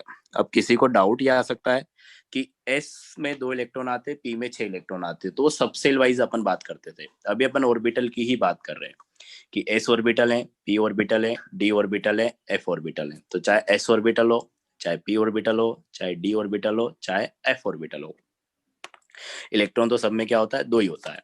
अब एस ऑर्बिटल के साथ क्या सीन है कि एस ऑर्बिटल में 2 चीजें हैं जो उसके रिपल्सन को ज्यादा लेके आ रहा है। एक तो अपने पास क्या है कि अगर एस में इलेक्ट्रॉन है तो एस अपने को पता है कि साइज में क्या रहेगा, कम रहेगा रिलेटिवली बाकी सबसे। तो एस में जो 2 इलेक्ट्रॉन है वो कम वॉल्यूम में फैला हुआ है। कम वॉल्यूम मतलब उसका चार्ज डेंसिटी ज्यादा है। जितने भी वॉल्यूम में चार्ज हो ज्यादा कंसंट्रेटेड है, ज्यादा अच्छे से वर्क कर पाएगा वो, ठीक है। और एक और चीज है कि जो अपने पास न्यूक्लियस है उसको इसने चारों तरफ से कवर कर रखा है। लेकिन अगर वही बात अपन पी के साथ करें या फिर डी के साथ करें, तो यहाँ पे जगह कम है तो सिर्फ पी के साथ कंपेयर करके दिखा दे रहा हूँ कि अपने पास यही बात अपन करते हैं पी ऑर्बिटल के साथ। तो पी ऑर्बिटल के साथ मतलब पहली बात तो इसका साइज अपने पास क्या हो गया, बड़ा हो गया। अरे यार, तो ये पी ऑर्बिटल है अपने पास, तो इसका पास भी पी ऑर्बिटल है, मतलब अभी भी इलेक्ट्रॉन तो 2 ही है इसमें। अब है क्या कि जो 2 इलेक्ट्रॉन है वो ज्यादा वॉल्यूम में फैला हुआ है, पहली बात तो। और जो ये पी ऑर्बिटल है इसने न्यूक्लियस को चारों तरफ से कवर भी नहीं कर रखा है जैसे एस ऑर्बिटल ने कर रखा है। तो ये 2 रीजन अपने पास रहेंगे मेनली जो होते हैं कि क्यों एस के इलेक्ट्रॉन्स की वजह से ज्यादा रिपल्सन आ रहा है। तो एस के इलेक्ट्रॉन जो है कम वॉल्यूम में है, तो एक तरीके से वहां पे चार्ज डेंसिटी ज्यादा है, तो ज्यादा इफेक्टिवली चार्ज वर्क कर पाएगा। और पी ऑर्बिटल्स की अगर अपन बात करें तो वहां पे चार्ज जो है 2 इलेक्ट्रॉन्स की वजह से ही चार्ज है, क्योंकि चाहे एस हो चाहे पी हो, इलेक्ट्रॉन तो 2 ही आ सकते हैं। तो पी ऑर्बिटल्स में जो 2 इलेक्ट्रॉन है वो ज्यादा वॉल्यूम में फैला हुआ है, तो चार्ज डेंसिटी वहां पे कम है, तो उतना इफेक्टिवली वर्क नहीं कर पाएगा और उसने न्यूक्लियस को चारों तरफ से कवर भी नहीं किया है। तो ये है अपने पास। तो पेनिट्रेशन पावर की बात करें या स्क्रीनिंग इफेक्ट बोले या शिल्डिंग ऑर्डर बोले, तो ऐसा ऑर्डर अपने पास आ जाएगा। हाँ बोलो। इलेक्ट्रॉन 2 कैसे? अच्छा, इलेक्ट्रॉन क्लाउड की तरह प्रेजेंट होता ना, तो यस, समझ में आ गया ये?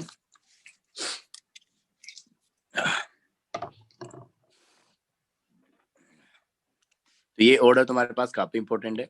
बहुत बार ऐसा हुआ है कि एग्जाम में डायरेक्ट पूछा गया है। मेंस और नीट में तो इन सब में डायरेक्ट पूछा जाता है, तो ये ऑर्डर तुमको याद रखना इंपॉर्टेंट है। तो ये हो गया अपने पास, ठीक है। वो बाकी तो अपने पास क्या यही था। नेक्स्ट अपने पास एक और चीज देखना है अपने को कि वेरिएशन ऑफ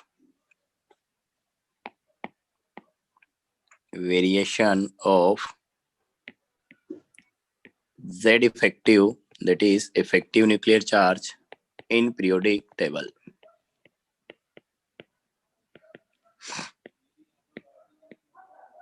कि पीरियोडिक टेबल में अगर अपन बात करें तो एक पीरियड में जो एलिमेंट है अगर उनमें अपन लेफ्ट टू राइट मूव करें तो उन एलिमेंट के न्यूक्लियस का जो है वैलेंस इलेक्ट्रॉन के ऊपर अट्रैक्शन बढ़ रहा है या कम हो रहा है, बेसिकली उसकी अपन बात करना चाह रहे हैं। तो जनरल वेरिएशन मतलब पीरियोडिक टेबल में पीरियड में जाने पे किस तरीके से बढ़ रहा है या कम हो रहा है, और डाउन द ग्रुप जाने पे top to bottom Z effective बढ़ता है कि कम होता है एलिमेंट्स के लिए।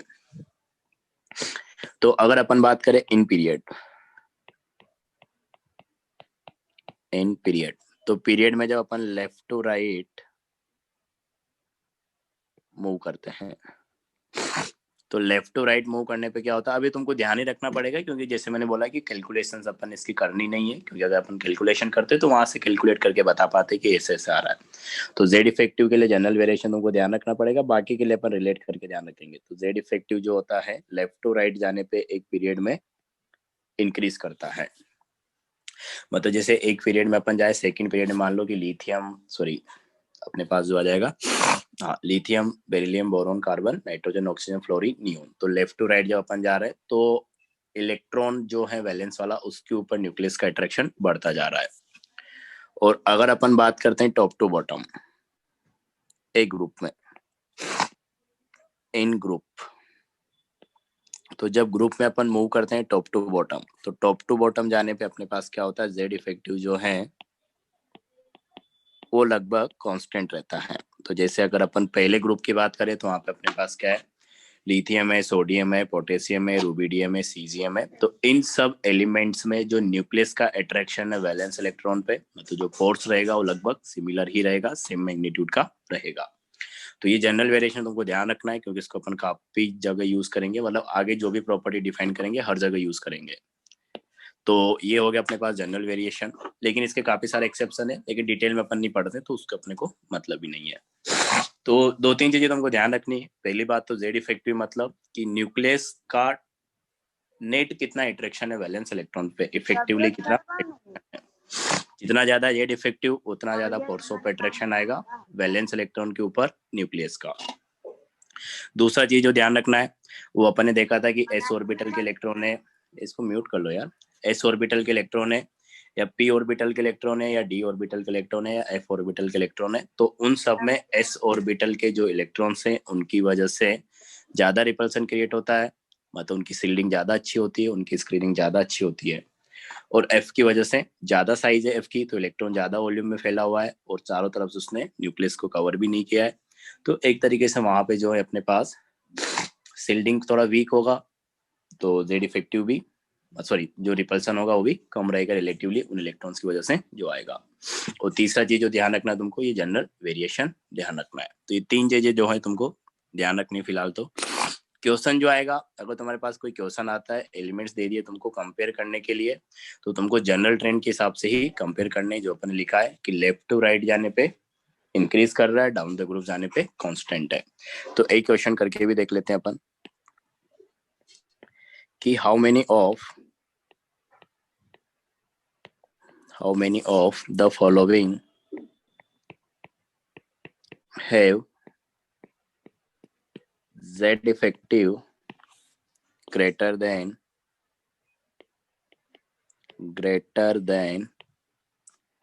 silicon atom।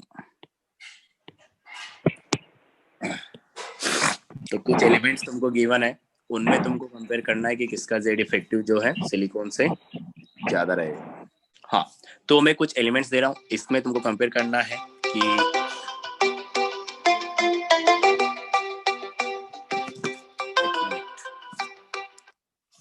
चलो बाद में। हाँ, तो कुछ एलिमेंट्स दे रहा हूँ, उनमें तुमको कंपेयर करना है कि किसका जेड इफेक्टिव सिलिकॉन से ज्यादा है। तो जैसे अपने पास क्या क्या हो गया, sodium, magnesium, aluminium, phosphorus, sulphur and chlorine, nitrogen, oxygen and fluorine. तो ये एलिमेंट्स हैं, इनमें तुमको कम बताना है कि कितने एलिमेंट्स ऐसे हैं जिनका जेड इफेक्टिव सिलिकॉन से ज्यादा रहेगा। सब फास्फोरस, सल्फर और क्लोरीन का ज्यादा रहेगा। सल्फर क्लोरीन, फॉस्फोरस, सल्फर और क्लोरीन। तुम नंबर बताओ कितना है। क्या सर? नंबर कितना रहेगा, नंबर बताना, 3, 4, 5, 6 ऐसे। 3 नाइट्रोजन फ्लोरीन सर, 3। किसी और का कुछ आ रहा है 3 के अलावा? सर 4।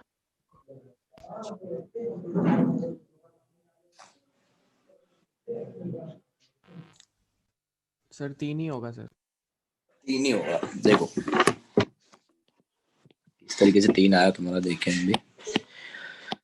तो ये है अपने पास। तो अगर इसमें अपन देखें कि अपने पास जो सिलिकॉन है वो थर्ड पीरियड का एलिमेंट है पहली बात तो, और जो इस वाली रो में जो एलिमेंट्स दिए वो भी क्या है, सारे थर्ड पीरियड के। तो उनके साथ लिख लो चाहो तो उसको कि अपने पास कैसे रहेंगे। देखो कि सोडियम है, मैग्नीशियम है, एल्यूमिनियम है, उसके बाद आता है सिलिकॉन, फिर आता है फॉस्फोरस, फिर आता है सल्फर, फिर आता है क्लोरीन। और अपन बोल रहे कि जब अपन लेफ्ट टू राइट मूव करते हैं तो लेफ्ट टू राइट एक तरीके से होगा कि सोडियम से अगर अपन क्लोरीन की तरफ जाएंगे इन अ पीरियड, तो एक तरीके से थर्ड पीरियड के एलिमेंट है। तो इसमें अगर अपन लेफ्ट टू राइट जाते हैं तो जेड इफेक्टिव अपने पास बढ़ता है। तो अगर जेड इफेक्टिव बढ़ रहा है तो इस हिसाब से अपने पास क्या है कि ये ऑर्डर आना चाहिए बढ़ते हुए। तो सोडियम, मैग्नीशियम, एल्यूमिनियम का जो है वो सिलिकॉन से कम रहेगा, लेकिन जो अपने पास फॉस्फोरस है, सल्फर है, क्लोरीन है, इन तीनों का अपने पास जो है सिलिकॉन से ज्यादा रहेगा। ठीक है। लेकिन यहाँ पे अगर दूसरे एलिमेंट देखो तो नाइट्रोजन भी है, ऑक्सीजन भी है और फ्लोरीन भी है। यस सर, उनका भी ज्यादा होगा, टोटल हाँ, 6 होंगे। तो नाइट्रोजन को अगर देखोगे तो फॉस्फोरस के ऊपर है, सल्फर को देखोगे तो ऑक्सीजन के ऊपर है, और फ्लोरीन को देखोगे तो क्लोरीन के ऊपर है, मतलब सेकंड पीरियड के एलिमेंट है। और अपन बोल रहे कि डाउन द ग्रुप अपन देखते हैं कि एक ही ग्रुप में अपन बात करें तो सब एलिमेंट्स का जेड इफेक्टिव लगभग सेम होता है।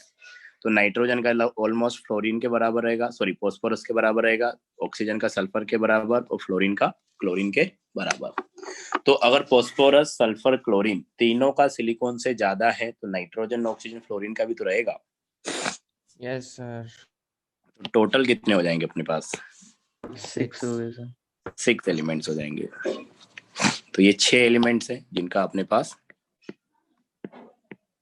ज्यादा है ज्यादा हो सिलिकॉन से। तो आंसर हो जाएगा अपने पास 6 एलिमेंट्स। तो ये हो गया अपने पास। तो क्वेश्चन आता है तुमको इसी तरीके से जनरल ट्रेंड से सोच के ही देना है। तो ये हो गया अपने पास। नेक्स्ट एक और चीज अपने को डिस्कस करनी है जेड इफेक्टिव में ही। हाँ, लास्ट ये कि Z effective for different ions of an element, कि एक ही एलिमेंट के डिफरेंट आयंस हैं। तो इसमें तुमको कुछ नहीं करना है कि जैसे अपने पास मान लो कि अपने पास क्या हुआ, अपन ले ले कि Fe है, Fe+2 है, Fe+3 है। दूसरा अगर अपने मान लो कि ऑक्सीजन है, ऑक्सीजन माइनस है और ऑक्सीजन 2- है।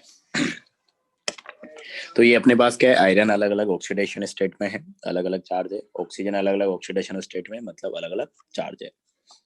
तो ये हो गया अपने पास। अब अगर अपन इसमें कंपेयर करना है तो अपने पास देखो,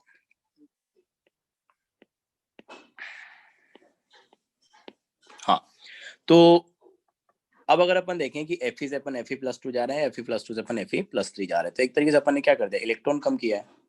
क्योंकि अगर तीनों जगह Fe है, ये भी Fe है, ये भी Fe है और ये भी Fe है, तो नंबर ऑफ प्रोटॉन्स तो उतने ही रहेंगे न्यूक्लियस के अंदर, तो क्योंकि Fe का एटम है और उसी के आयंस है। तो आयंस अगर अपन ने एटम से बना है तो प्रोटॉन का तो एक्सचेंज नहीं हुआ है, सिर्फ आयन इलेक्ट्रॉन्स का एक्सचेंज हुआ है। और पॉजिटिव चार्ज अगर अपन लेके आ रहे हैं, इसका मतलब क्या है कि इलेक्ट्रॉन अपन ने कम कर दिए। तो इलेक्ट्रॉन अगर अपन ने कम कर दिए तो एक तरीके से रिपल्सन कम कर दिया, और रिपल्सन अगर कम हो जाएगा तो अट्रैक्शन क्या होगा, अपने आप बढ़ जाएगा। तो मैं क्या ऐसा बोल सकता हूँ कि जैसे जैसे पॉजिटिव चार्ज बढ़ेगा वैसे वैसे जेड इफेक्टिव बढ़ेगा। ये समझ में आया क्या?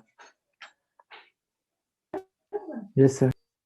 हाँ, क्योंकि पॉजिटिव चार्ज बढ़ रहा है तो इलेक्ट्रॉन कम हो रहा है, मतलब रिपल्सन कम हो रहा है, तो अट्रैक्शन अपने आप वैलेंस इलेक्ट्रॉन के ऊपर बढ़ जाएगा। तो अपन यही चीज बोलने वाले हैं यहाँ पे कि Z effective is directly proportional to positive charge, कि एलिमेंट के ऊपर जितना ज्यादा पॉजिटिव चार्ज रहेगा उतना ज्यादा उसका जेड इफेक्टिव आएगा। तो Z effective is directly proportional to positive charge, पहला ही आ गया। सेकेंड, अगर अपन नेगेटिव चार्ज की बात कर रहे हैं तो जैसे इसका उल्टा नेगेटिव चार्ज के केस में हो जाएगा कि ऑक्सीजन था, ऑक्सीजन माइनस है, ऑक्सीजन -2 है, तो वापस एटम तो ऑक्सीजन ही है, तो ऑक्सीजन है मतलब नंबर ऑफ प्रोटॉन्स तो उतने ही है, तो जहां से अट्रैक्शन आ रहा है या जो अट्रैक्शन का सोर्स है वो तो सेम है, मतलब अट्रैक्शन तो उतना ही आ रहा है, फोर्स ऑफ अट्रैक्शन।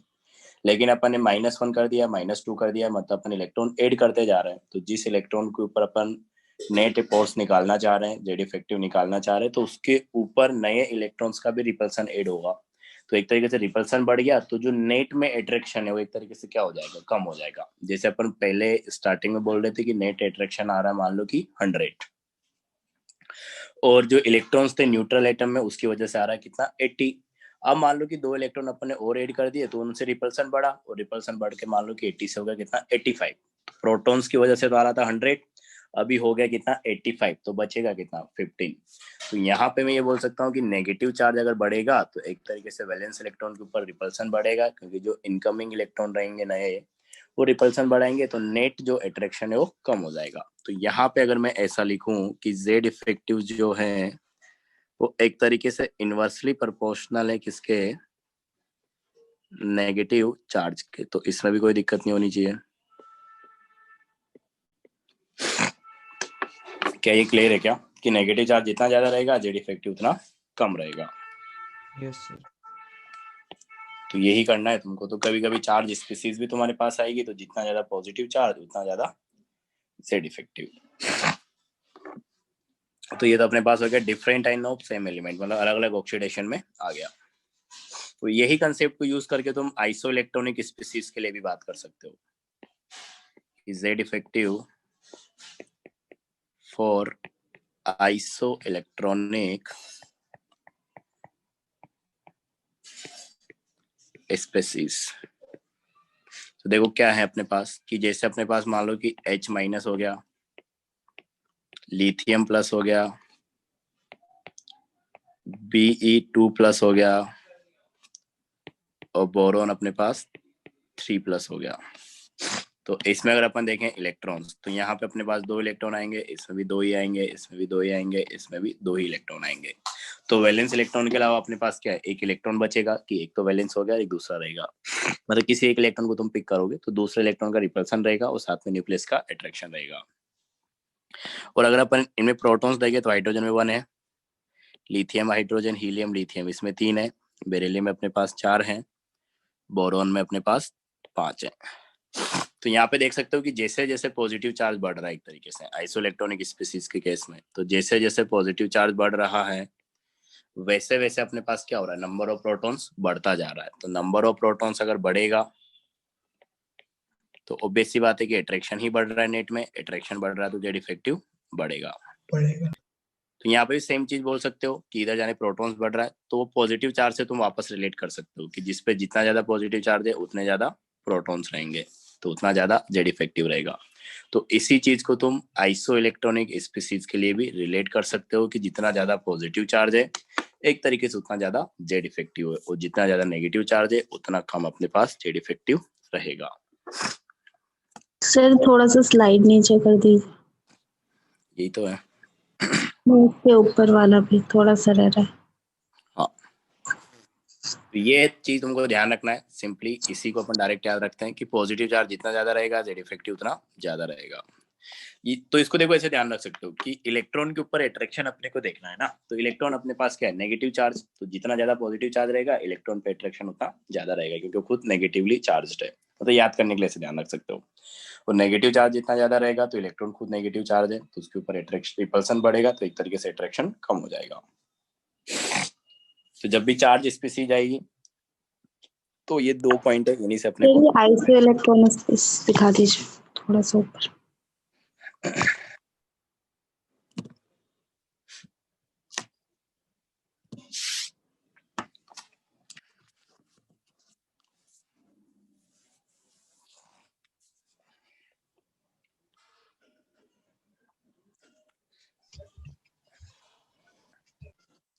हो गया।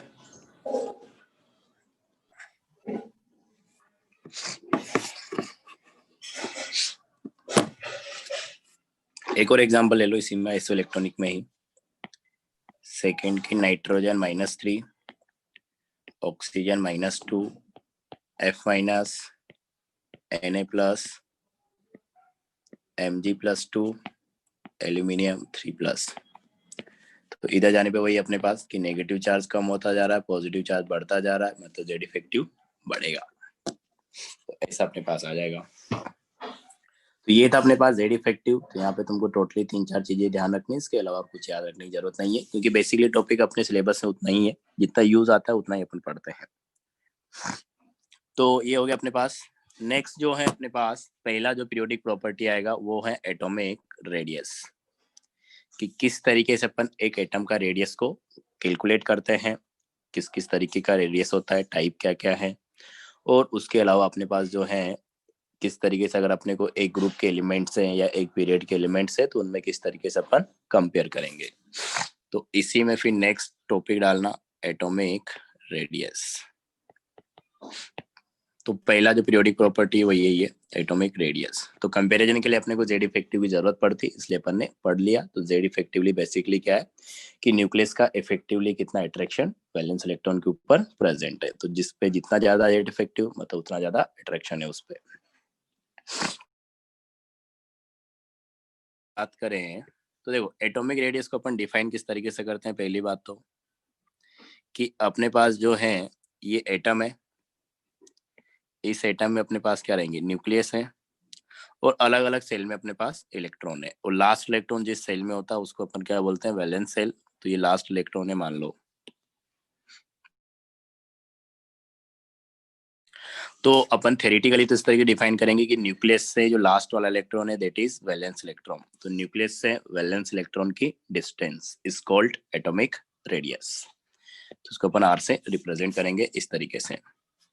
तो अपने पास डेफिनेशन क्या हो जाएगा कि theoretically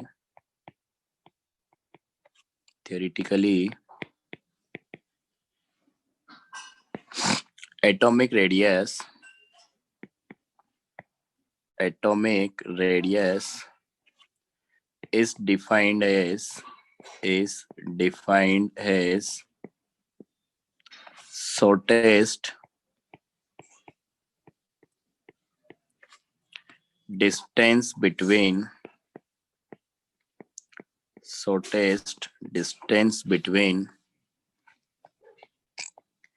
center of nucleus to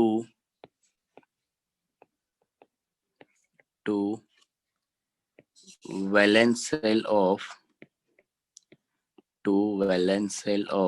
isolated atom.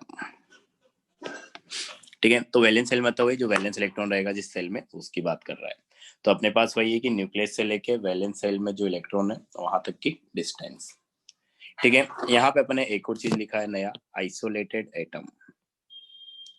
तो इसका क्या मतलब है, आइसोलेटेड मतलब आइसोलेशन, आजकल तो नाम पूरा चलता रहता है वर्ड, आइसोलेट मतलब अलग कर देना। तो यहाँ पे वैसा नहीं कि एटम को एकदम अलग कर दिया। आइसोलेशन का मतलब ये कि वो जो एटम की अपन बात कर रहे हैं वो एटम किसी भी तरीके के फोर्स ऑफ अट्रैक्शन और रिपल्सन से फ्री है, मतलब दूसरे सोर्सेस के ऊपर कोई अट्रैक्शन नहीं आ रहा और ना ही कोई रिपल्सन आ रहा है। क्योंकि अगर हाँ मतलब वही जो बुक में लिखा था आइसोलेटेड गैसियस एटम, तो गैसियस एटम में सबसे कम मतलब इंटरेक्शन रहेगा ना। हाँ, गैसियस एटम मतलब पहली बात तो गैसियस फेज में हो गया, और आइसोलेटेड मतलब उसके ऊपर कोई एक्सटर्नल फोर्स ऑफ अट्रैक्शन और रिपल्सन नहीं है, ये मतलब है। क्योंकि एटम एक तरीके से क्या है, चार्ज है, उसमें पॉजिटिव चार्ज है, नेगेटिव चार्ज है, इलेक्ट्रॉन और प्रोटॉन की वजह से। अब अगर मान लो कि मैं इस एटम के पास ही क्या करता हूँ, कहीं से पॉजिटिव चार्ज क्रिएट करा देता हूँ, कि मान लो कि अपने पॉजिटिव चार्ज लाके यहाँ पे रख दिया, तो इलेक्ट्रॉन क्या होगा, रिपल्सन होगा। तो ये इलेक्ट्रॉन क्लाउड जो है एक तरीके से शिफ्ट हो जाएगा इस तरीके से कुछ। तो अभी रेडियस तो मेजर करोगे तो हो सकता है कुछ और वैल्यू आ जाए इस तरीके से। तो आइसोलेटेड होना चाहिए, मतलब उसके पास कोई दूसरा सोर्स है, अट्रैक्शन रिपल्सन नहीं आना चाहिए, तो वो अपने पास सिमेट्रिकली डिस्ट्रीब्यूशन आएगा इलेक्ट्रॉन्स का। तो उसी के लिए अपन कैलकुलेट भी करेंगे। तो चाहो तो यहाँ पे लिख लेना, आइसोलेटेड मतलब no external force of attraction और रिपल्सन ऑन एटम।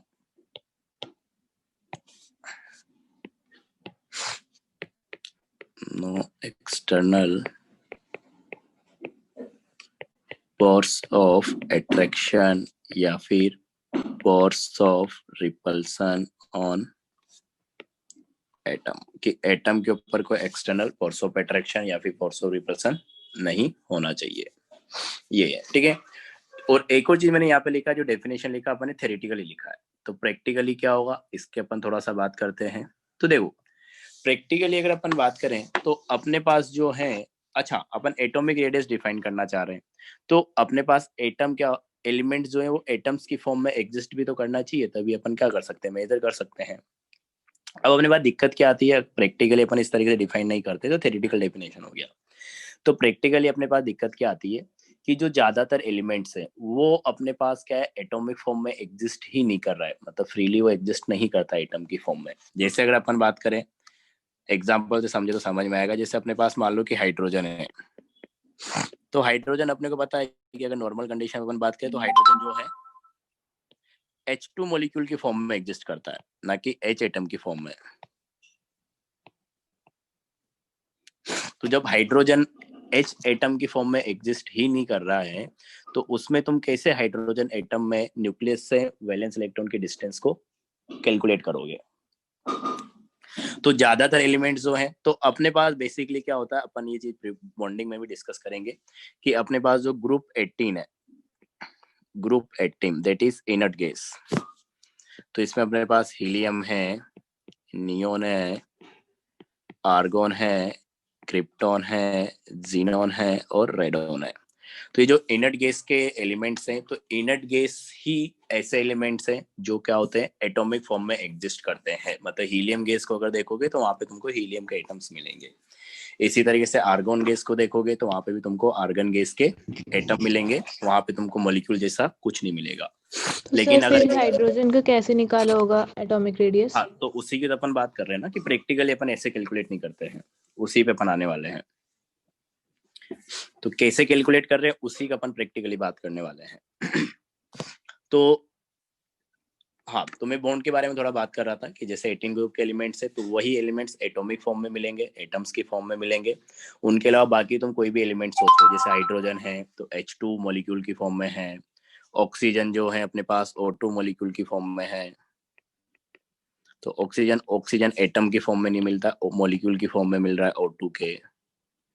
हेलोजेंस हो गए X2, मतलब फ्लोरीन है तो F2, क्लोरीन है तो Cl2, ब्रोमीन है तो Br2 और आयोडीन है तो I2। नाइट्रोजन हो गया N2, फॉस्फोरस हो गया अपने पास P4। मतलब कंबाइंड फॉर्म में मिल रहा है एक तरीके से अगर अपन बोले तो सिंपली, कि इन एलिमेंट्स के अलावा बाकी सब क्या हो रहे हैं, कंबाइंड फॉर्म में मिल रहे हैं। कि अपने पास हो गया P4 मॉलिक्यूल, 4 एटम आपस में कंबाइंड होके रह रहे हैं। ऑक्सीजन की बात करें तो 2 एटम आपस में कंबाइंड होके रह रहे हैं, और हाइड्रोजन की बात करें तो 2 एटम आपस में कंबाइंड होके हैं। इसी तरीके से अगर अपन बात करें किसकी, सल्फर की, तो सल्फर में अपने पास क्या होता है, जो सल्फर होता है वो S8 मॉलिक्यूल की फॉर्म में एग्जिस्ट करता है। मतलब जो 8 एटम है वो एक साथ कंबाइंड होके रह रहे हैं मॉलिक्यूल की फॉर्म में। तो मैं ये बोलना चाह रहा हूँ कि 18 ग्रुप के अलावा जो बाकी एलिमेंट्स है ये तो एटॉमिक फॉर्म में एग्जिस्ट कर रहा है, लेकिन दिक्कत की बात अपने पास है कि इनके अलावा पीरियोडिक टेबल में जो बाकी एलिमेंट्स है वो कंबाइंड फॉर्म में मिलते हैं। मतलब वहां पे एटम्स कंबाइंड होके मॉलिक्यूल बना लेते हैं, और अपन डेफिनेशन दे रहे थे थ्योरेटिकली तो एटॉमिक फॉर्म में। तो जब वो एटॉमिक फॉर्म में एग्जिस्ट ही नहीं कर पा रहा तो अपन वैसे कैलकुलेट भी नहीं कर पाएंगे, तो सिर्फ थ्योरेटिकल डेफिनेशन है। तो ये हो गया अपने पास। तो प्रैक्टिकली अपन कैसे कैलकुलेट करते हैं, तो प्रैक्टिकली अपने पास जो वो जिस फॉर्म में एग्जिस्ट कर रहा है ना उसी फॉर्म में अपन कैलकुलेट करेंगे। जैसे अपने पास H2 मॉलिक्यूल की अपन बात कर ले, तो थोड़ा एग्जांपल से मैं सिखाऊं कि जैसे अपने पास H2 मॉलिक्यूल के अंदर अपने को रेडियस कैलकुलेट करना है, तो अपने पता है कि एटम की फॉर्म में तो नहीं मिलेगा, तो फिर अपन क्या करते हैं, H2 मॉलिक्यूल के अंदर ही ऐसा डिफाइन करेंगे। देखो कि पहली बात तो अगर अपन बात करें कि H2 मॉलिक्यूल है, तो H2 मॉलिक्यूल में ये अपने को पता है, मतलब तुमको इतना तो पता होगा कि हाइड्रोजन के बीच जो बॉन्ड होता है कोवेलेंट बॉन्ड, एक इलेक्ट्रॉन की शेयरिंग से सिंगल बॉन्ड बनता है। तो इसको तुम 10th क्लास तक ऐसे दिखाते होंगे कि एक हाइड्रोजन एटम आया, इसके पास एक इलेक्ट्रॉन था तो इसने अपना एक इलेक्ट्रॉन दिया, फिर अपने पास दूसरा हाइड्रोजन एटम आया, एक मिनट, दूसरा हाइड्रोजन एटम आया, उसके पास एक इलेक्ट्रॉन था, दोनों ने एक इलेक्ट्रॉन का शेयरिंग कर लिया और अपने पास बॉन्ड बन गया। मतलब इलेक्ट्रॉन क्लाउड जो है आपस में ओवरलैप हो गया। तो ये H2 मॉलिक्यूल को एक तरीके से अपन ऐसे रिप्रेजेंट करेंगे,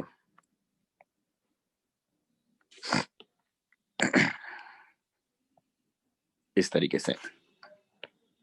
तो अगर अपने को H2 के लिए रेडियस डिफाइन करना है तो अपन देखो इस तरीके से डिफाइन करते हैं कि H2 मॉलिक्यूल में ही, तो जो H2 मॉलिक्यूल है उसको बनाने के लिए अपने पास बॉन्ड आया कौन सा, कोवेलेंट बॉन्ड। तो H2 मॉलिक्यूल में ही जो 2 एटम्स हैं H2 के अंदर दोनों, उन दोनों के न्यूक्लियस के बीच की डिस्टेंस को मेजर करो, और दोनों एटम्स के बीच का जो डिस्टेंस होता है एक बॉन्ड में उसको अपन बोलते हैं क्या, बॉन्ड लेंथ।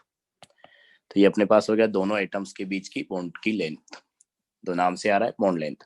तो जब भी एक बॉन्ड रहेगा तो एक बॉन्ड में क्या रहेंगे, 2 एटम्स रहेंगे, तो उन दोनों एटम्स के न्यूक्लियस के बीच के डिस्टेंस को अपन क्या बोलते हैं, बॉन्ड लेंथ। तो अपन अब डिफाइन ऐसा कर रहे हैं कि कंबाइंड स्टेट में एग्जिस्ट कर रहा है तो ठीक है, तो अपने पास जो दोनों एटम्स के न्यूक्लियस के बीच की डिस्टेंस है दैट इज बॉन्ड लेंथ, तो उस बॉन्ड लेंथ का जो हाफ रहेगा मतलब जो उसका आधा होगा दैट इज दिस लेंथ। तो इसी को अपन क्या डिफाइन करेंगे, हाइड्रोजन का रेडियस बोलेंगे आर।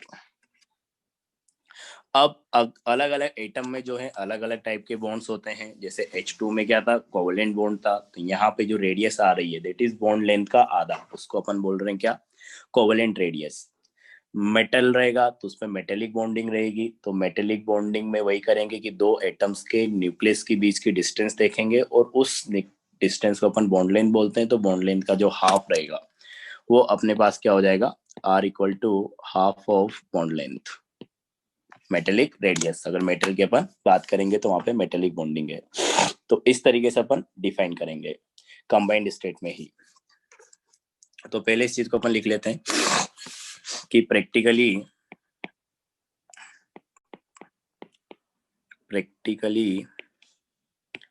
एटम या एलिमेंट, ज्यादा अच्छा रहेगा एलिमेंट लिखना, element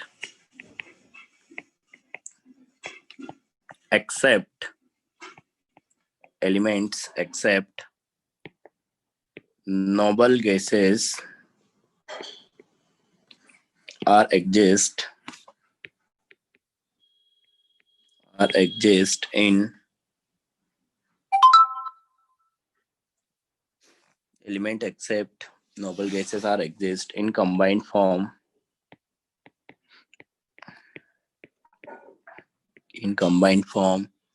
at normal conditions.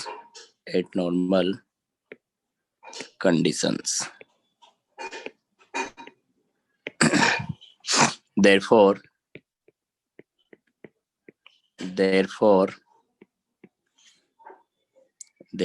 atomic radius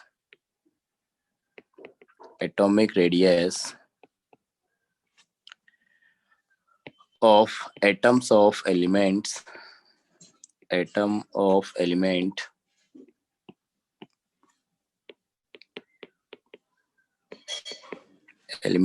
are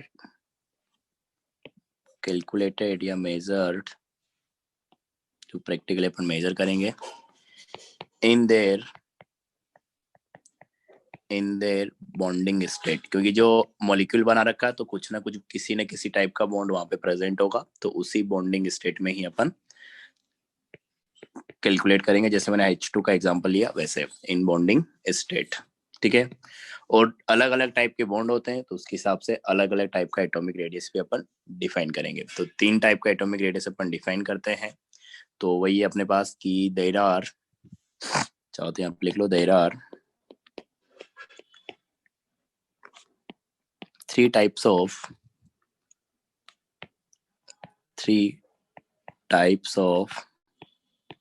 atomic radius।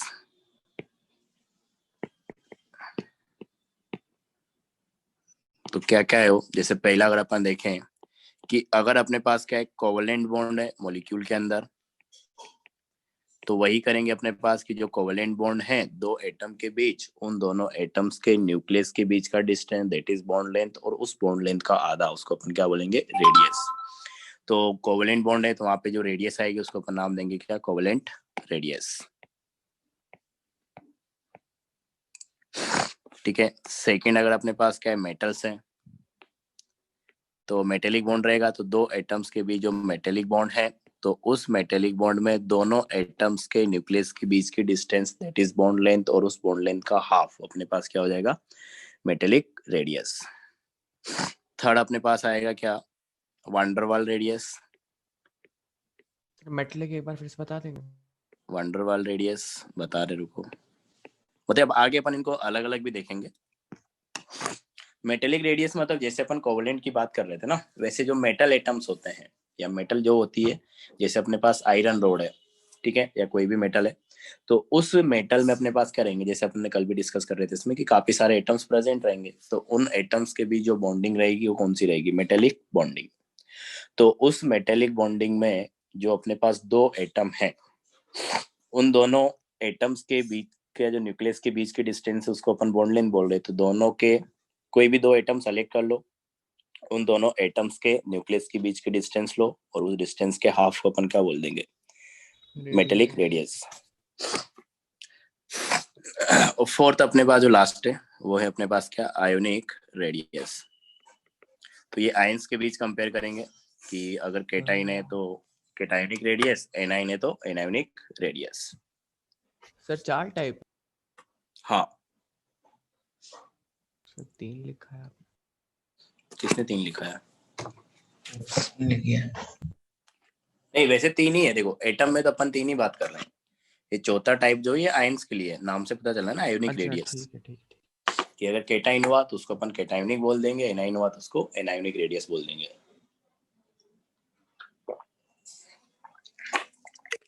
अच्छा ऊपर 3 लिखा है वो बोल रहे हो, अब पढ़ेंगे अपन ये भी एक आयोनिक रेडियस जो आयंस के अंदर आएगा। तो ये बेसिकली एटम में तो 3 ही है, एटम्स के लिए अगर अपन बात करें तो। हाँ और ये नाम से पता चल रहा है कि आयंस के लिए यहाँ पे बात होने वाली है। तो ये 4 आयोनिक बॉन्ड में क्या करेंगे? तो आयोनिक बॉन्ड में अपन अलग अलग देखते हैं, केटाइन का अलग देखेंगे, एनाइन का अलग देखेंगे। तो जो केटाइन का रेडियस रहेगा उसको केटायोनिक, वही मैं बोल रहा था अभी भी, और जो एनाइन का रहेगा उसको एनायोनिक। ठीक है, तो बेसिकली अपन ने क्या बोला कि थ्योरेटिकली अपन डिफाइन कर रहे थे कि न्यूक्लियस से वैलेंस शेल के इलेक्ट्रॉन की डिस्टेंस, लेकिन अपन बोले कि प्रैक्टिकली जो इनर्ट केस है दैट इज ग्रुप नंबर 18, उनके अलावा कोई भी एलिमेंट ऐसा नहीं है जो एटॉमिक फॉर्म में एग्जिस्ट करता हो, सब मॉलिक्यूल बनाते हैं। तो जो एटम्स मॉलिक्यूल बनाएंगे तो कुछ ना कुछ बॉन्ड रहेगा, उन बॉन्ड के अंदर ही अपन क्या कर रहे हैं, रेडियस को डिफाइन करना पड़ेगा, क्योंकि वो एक तरीके से अपनी मजबूरी हो गई, क्योंकि वो फ्री स्टेट में मिल ही नहीं रहा है। तो अपन ने वही किया कि जो एक बॉन्ड है उसके अंदर जो 2 एटम हैं, दोनों एटम्स के न्यूक्लियस के बीच की डिस्टेंस लो, जो कि अपने पास हो जाएगी बॉन्ड लेंथ, और उस बॉन्ड लेंथ का हाफ जो रहेगा उसको अपन बोल दे रहे हैं रेडियस। तो अलग अलग एटम्स में अलग अलग टाइप के बॉन्ड्स होते हैं। जैसे नॉन मेटल्स की अपन बात करें तो नॉन मेटल्स में कोवेलेंट बॉन्ड होता है, जैसे हाइड्रोजन हो गया, फ्लोरीन हो गया, क्लोरीन हो गया, ब्रोमीन हो गया, ये सब F2Cl2 Br2 I2 H2 O2 इस टाइप के मॉलिक्यूल बनाएंगे। तो इन सब में जो बॉन्ड रहेगा वो कोवेलेंट बॉन्ड रहेगा। तो चाहो तो ये भी लिख सकते हो, क्योंकि क्वेश्चन ऐसे ही पूछा जा सकता है कि किसमें कोवेलेंट रेडियस है, तो नॉन मेटल्स में अपने पास कोवेलेंट बॉन्ड बनता है। तो कोवेलेंट एटम की जब बात किया जाएगा तो वहां पे कोवेलेंट रेडियस एग्जिस्ट करेगा। तो चाहो तो लिख लो कि एग्जिस्ट बिटवीन नॉन मेटल्स। और ये अपने पास मेटेलिक रेडियस, तो नाम से पता चल रहा है मेटल्स के बीच।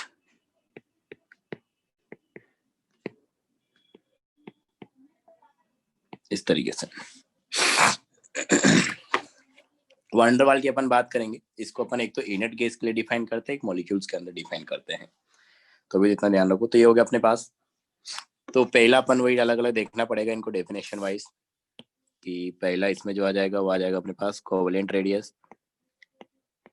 तो जो मैं बोल रहा था वही चीज अपन यहाँ पे दोबारा लिखेंगे कि क्या है, क्योंकि डेफिनेशन लिखने को बोला जा सकता है।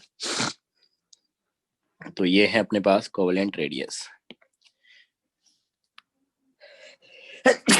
सॉरी। तो इसको देखो अपन किस तरह डिफाइन कर रहे हैं कि अपने पास वही था कि अपने पास जैसे 2 एटम है, उन्होंने कोवेलेंट बॉन्ड बना रखा है। सॉरी। तो कोवेलेंट बॉन्ड में अपने पास एक तरह से क्या होता है, इलेक्ट्रॉन्स का ओवरलैपिंग हो जाता है। तो इस तरीके से अपन ओवरलैपिंग दिखाते हैं। तो ये ओवरलैपिंग ऑफ इलेक्ट्रॉन क्लाउड। तो ये अपने पास एक एटम है, उसका न्यूक्लियस हो गया, ये अपने पास दूसरा एटम है, उसका न्यूक्लियस हो गया। तो एक बॉन्ड मतलब 2 एटम रहेंगे, ऑब्वियसली बात है। और अपन क्या करेंगे कि इन दोनों के न्यूक्लियस के बीच का डिस्टेंस, इसको अपन नाम दे रहे हैं बॉन्ड लेंथ। तो ये अपन ने बॉन्ड लेंथ मेजर किया।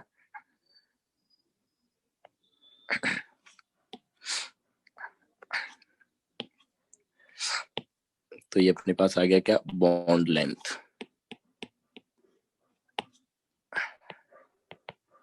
ठीक है, और इस बॉन्ड लेंथ का जो हाफ रहेगा, जो आधा रहेगा, उसको अपन क्या बोलेंगे, तो आधा देखोगे तो एकदम यहां से जाएगा। तो ये अपने पास हो जाएगा क्या, रेडियस। तो R covalent radius equal to, sorry C R से लिख सकते हैं, covalent radius equal to bond length of covalent bond divided by 2। तो इस तरीके से डिफाइन कर रहे हैं। तो वैसे ही लिखा जाएगा डेफिनेशन कि it is half of the distance between the nucleus of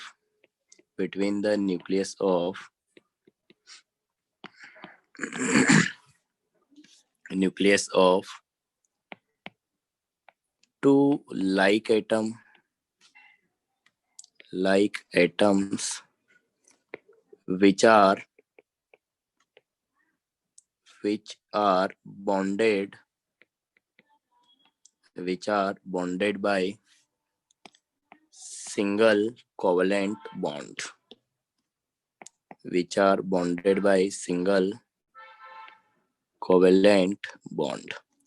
क्योंकि देखो डबल बॉन्ड भी बन सकता है दो एटम के बीच, ट्रिपल बॉन्ड भी आ सकता है। तो सिंगल बॉन्ड की लेंथ अलग होती है, डबल बॉन्ड की लेंथ अलग होती है, ट्रिपल बॉन्ड की लेंथ अलग होती है। तो इसलिए अपने को ये भी फिक्स करना पड़ेगा कि किस बॉन्ड में अपन बात कर रहे हैं।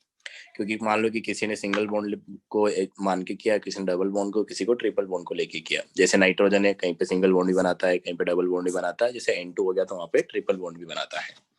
तो सिंगल बॉन्ड में अपने को बात करनी है, पहली बात तो ये हो गया। और अपन एक और चीज यहाँ पे लिखा लाइक एटम्स। तो लाइक एटम्स मतलब जैसे हाइड्रोजन की मेजर करनी है तो दोनों एटम क्या होने चाहिए बॉन्ड में, हाइड्रोजन ही होनी चाहिए। तो ऐसा नहीं कि एक हाइड्रोजन हो गया एक आयोडीन हो गया फिर तुम बॉन्ड लेंथ मेजर करके उसका हाफ कर रहे हो, तो वहां से तो करेक्ट आंसर नहीं आएगा। तो जिस एटम का बॉन्ड लेंथ मेजर करना चाह रहे हो बॉन्ड के अंदर दोनों एटम वही होने चाहिए। तो ये हो गया अपने पास कि half of the internuclear distance या distance between nucleus of two like atoms which are bonded by single covalent bond. ठीक है। तो जो कोवेलेंट बॉन्ड होता है वो किससे बनता है, ओवरलैपिंग से बनता है। जिस तरीके से यहाँ पे अपन ने ये ओवरलैपिंग दिखाई, ये तो ओवरलैपिंग अपने करा देना है। बाकी डिटेल में अपन बात बॉन्डिंग में करेंगे, किस तरीके से कोवेलेंट बॉन्ड बनेगा, क्या कंडीशन है क्या नहीं है। तो चाहो तो छोटी सी चीज वो लिख लेना कि covalent bond is formed by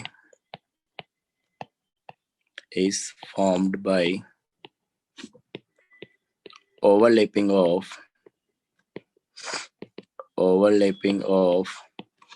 atomic orbitals।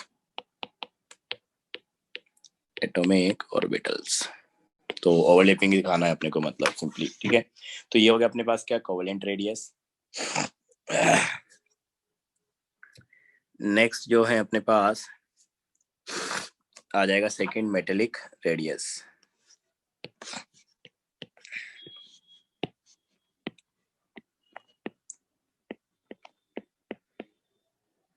Metallic radius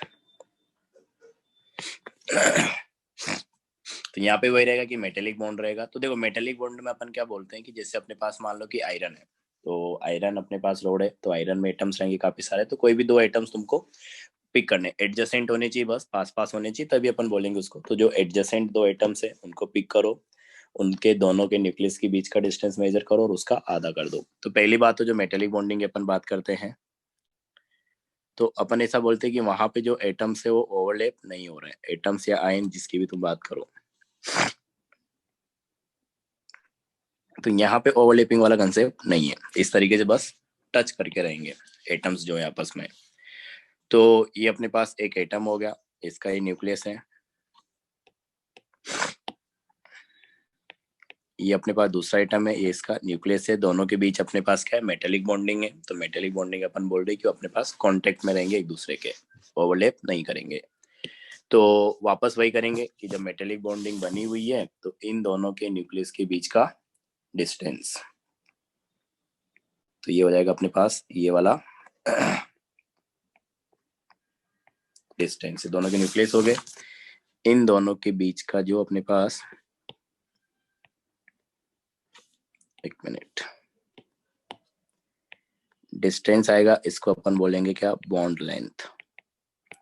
और इस बॉन्ड लेंथ का अगर अपन हाफ कर दें तो अभी तो जो हाफ ही जाएगा वो एकदम इसकी सरकमफेरेंस से ही निकलेगा। तो ये अपने पास डिस्टेंस क्या हो जाएगी, रेडियस हो जाएगी। लेकिन सर मेटालिक बॉन्डिंग में तो सिर्फ उसके आयंस होने चाहिए। हाँ तो कैटायंस के बीच की डिस्टेंस नाप लो ना, वो ओवरलैप तो नहीं करना ना लेकिन। ओके सर वही मुझे लग रहा था। मेन मतलब अपना है कि ओवरलैपिंग नहीं होगी। तो ये अपने पास हो जाएगा कि आर मेटेलिक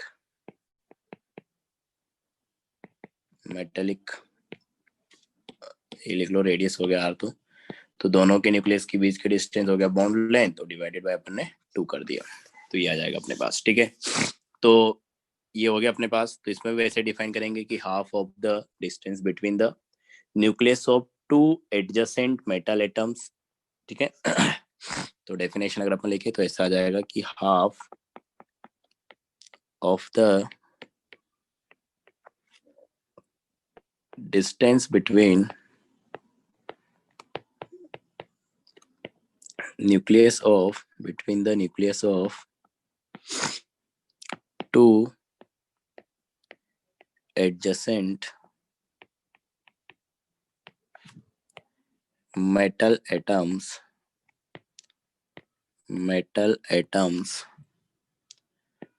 present in, एक नई चीज में लिख रहा हूँ उसको ध्यान से समझना, in crystalline lattice structure, crystalline lattice structure. तो ये तो अपने पास समझ में आ गया यहाँ तक, ये अपने जो लिखा कि इन क्रिस्टलाइन लैटिस स्ट्रक्चर। तो पहली बात तो जिस पे मेटल की अपन बात करें उसके स्ट्रक्चर से रिलेटेड डिस्कशन है। तो क्रिस्टलाइन स्ट्रक्चर का मतलब होता है कि regular arrangement of particles, regular arrangement of particles. मतलब यहाँ पे जो अरेंजमेंट रहेगा मेटल्स एटम्स का, वो रेगुलर पैटर्न को फॉलो करते हुए अरेंज होंगे, ऐसा नहीं कि रैंडमली अरेंज है। ठीक है, तो जो एटम्स का अरेंजमेंट रहेगा मेटल के अंदर, वो क्या है, एक पर्टिकुलर पैटर्न को फॉलो करते हुए हो रहा है। बेसिकली अपने पास देखो ये जो पॉइंट आ रहा, अपन जो सॉलिड्स होते हैं उनको 2 तरीके से डिफाइन करते हैं उनके स्ट्रक्चर के बेसिस पे, एक तो क्रिस्टलाइन सॉलिड, एक अपने पास अमोर्फस सॉलिड। क्रिस्टलाइन सॉलिड अपन ऐसे सॉलिड्स को बोलते हैं जिनमें पार्टिकल्स एक पर्टिकुलर पैटर्न, वो कैसा भी हो सकता है, उसको फॉलो करते हुए अरेंज होंगे। तो उस क्रिस्टलाइन सॉलिड का कहीं से भी एक हिस्सा काटोगे तो पार्टिकल्स को अगर देखोगे तो पर्टिकुलर पैटर्न में अरेंज्ड तुमको दिखेंगे। दूसरे अपने पास क्या है, अमोर्फस सॉलिड। तो अमोर्फस सॉलिड में जो पार्टिकल्स होते हैं वो रेंडमली अरेंज्ड होते हैं, कोई पर्टिकुलर पैटर्न को फॉलो नहीं करते हैं। पर्टिकुलर पैटर्न से मतलब है जैसे अपन एग्जाम्पल है कि जैसे अपन दीवार ही बनाते हैं, जो तुम्हारी दीवार होगी घर की, तो तुमने देखा होगा जब उसको चुना जाता है तो ईंटों को एक पर्टिकुलर अरेंज पैटर्न के हिसाब से ही रखा जाता है कि एक लेयर में ईंटें बचाई, फिर उसके ऊपर से बिछाया जाएगा, तो एक पर्टिकुलर पैटर्न को फॉलो करते हुए वो दीवार खड़ी होती है। तो इसी तरीके से जो पार्टिकल्स रहेंगे एक पर्टिकुलर पैटर्न में अरेंज हुए हैं, तो उस स्ट्रक्चर को अपन बोलते हैं क्रिस्टलाइन स्ट्रक्चर या क्रिस्टलाइन लैटिस स्ट्रक्चर। सर थोड़ा नीचे कर दीजिए। ये मतलब है इसका, नीचे क्या इतना ही है तो सर ये कोवेलेंट बॉन्ड वाली लाइन इसके पहली स्लाइड में थी। Yes sir. सर एक क्वेश्चन है। हाँ बोलो। सर जो मेटालिक बॉन्ड में जो एटम्स होंगे उनके बीच में रिपल्शन नहीं होगा क्या, क्योंकि वैलेंस इलेक्ट्रॉन चला गया लेकिन बाकी जो शेल्स में इलेक्ट्रॉन्स हैं वो एक दूसरे को मतलब एक दूसरे के बीच में रिपल्शन नहीं होगा क्या उनके? रिपल्सन भी होता है, अट्रैक्शन भी होता है, दोनों टाइप के चार्ज है ना यार। तो हर सर जगह तो बीच में होता है। स्पेस नहीं होगी दोनों की थोड़ी सी, या एकदम? नहीं, ओके सर, यही पूछना देखो था। एक मिनट पूरी बात तो सुन के जाओ। अब देखो फोर्स दोनों होता है हर जगह, रिपल्सन भी अट्रैक्शन भी। अब सारी चीज एग्जिस्ट कर रहा है, इसका मतलब है कि अट्रैक्शन डोमिनेट कर रहा है किसके ऊपर, रिपल्सन के ऊपर।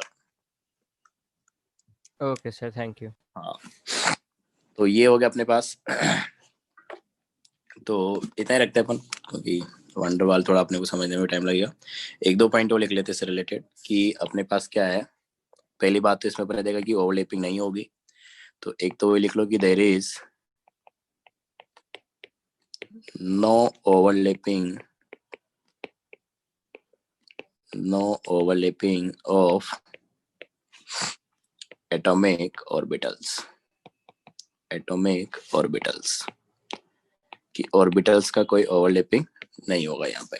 ठीक है, अच्छा तो नेक्स्ट अपने पास उसको भी लिख लेते हैं, तो तीनों का डेफिनेशन तो हो जाएगा एटलीस्ट, कि ये हो गया। थर्ड अपने पास वंडरवाल रेडियस का भी डेफिनेशन तो लिख ही लो एक बार। वंडरवाल रेडियस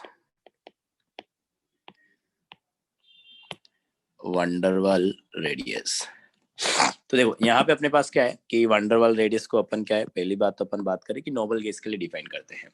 तो पहली बात तो अपन ने जैसे बोला था कि नोबल गैस जो है एटॉमिक फॉर्म में भी एग्जिस्ट करता है, तो चाहते तो तुम उसके एटम के अंदर भी गैस कर सकते थे, लेकिन जैसे अपन बाकी एलिमेंट्स के लिए क्या कर रहे हैं कि दो एटम्स के न्यूक्लियस के बीच की डिस्टेंस मेजर कर रहे हैं, फिर उसका अपन हाफ करके निकाल रहे हैं। तो फिर सबके लिए अगर ऐसा कर रहे हैं तो बाकी जो अपने पास इनर्ट गैस वाले एलिमेंट्स बच गए 8-10 एलिमेंट, तो उनके लिए भी अपन ऐसा ही करेंगे। तो इनके केस में अपन क्या करते हैं, पहले मैं लिख देता हूँ फिर अपन समझेंगे कि atoms like noble gases, specially noble gases के बारे में ही बात हो रही है, noble gases which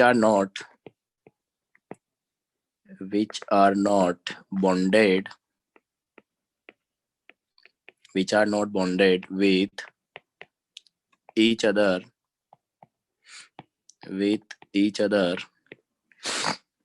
experience a weak type of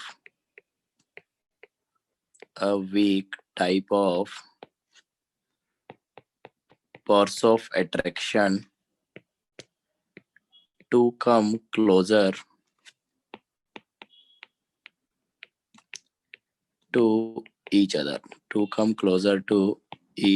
other, called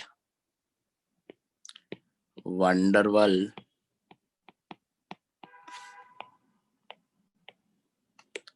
force of attraction।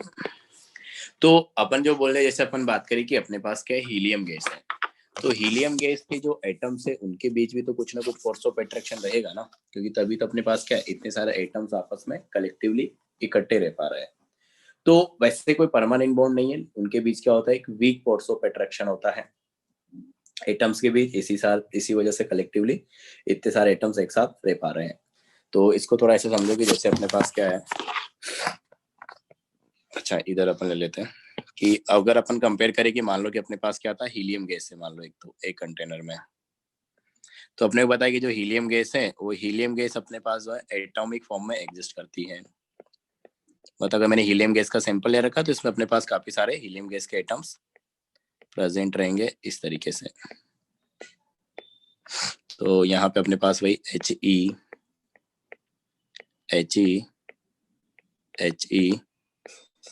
He इस टाइप से हीलियम के एटम्स हैं। तो इन एटम्स के बीच भी अपने पास क्या रहेगा, कुछ ना कुछ अट्रैक्शन रहेगा, उसी को अपन क्या बोल रहे हैं, force of van der Waal force of attraction.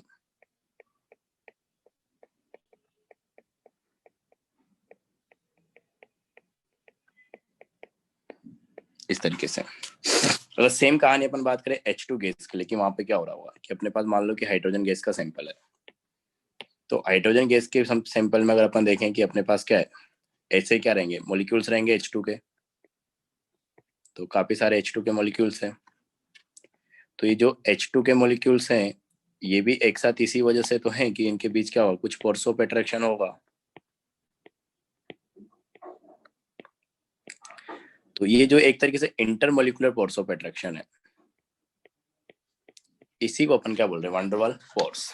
ठीक है, तो ये हीलियम एटम्स के बीच जो फोर्स ऑफ अट्रैक्शन हो गया, H2 मॉलिक्यूल्स के बीच जो फोर्स ऑफ अट्रैक्शन रहेगा, क्योंकि अपन बोलते हैं कि सॉलिड है, लिक्विड है या गैस है, तो उनके बीच कुछ ना कुछ पार्टिकल्स के बीच फोर्स ऑफ अट्रैक्शन होता है, सॉलिड के पार्टिकल्स के बीच, लिक्विड के पार्टिकल्स के बीच या गैस के पार्टिकल्स के बीच, उसी फोर्स को अपन बोलते हैं क्या, van der Waal force.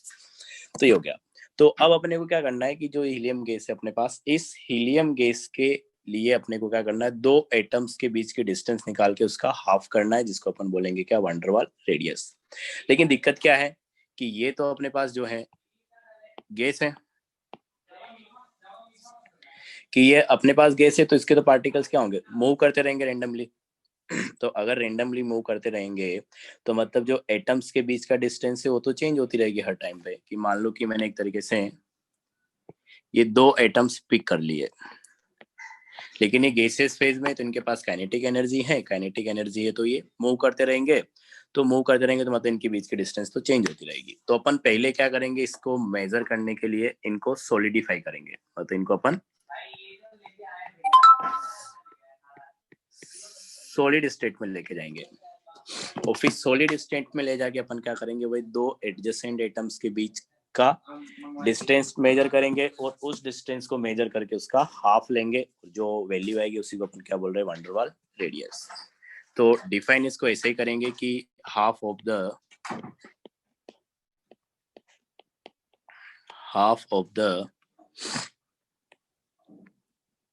distance between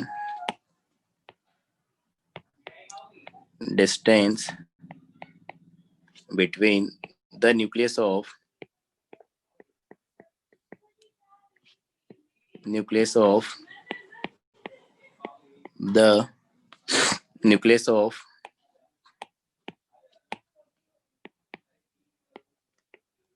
two adjacent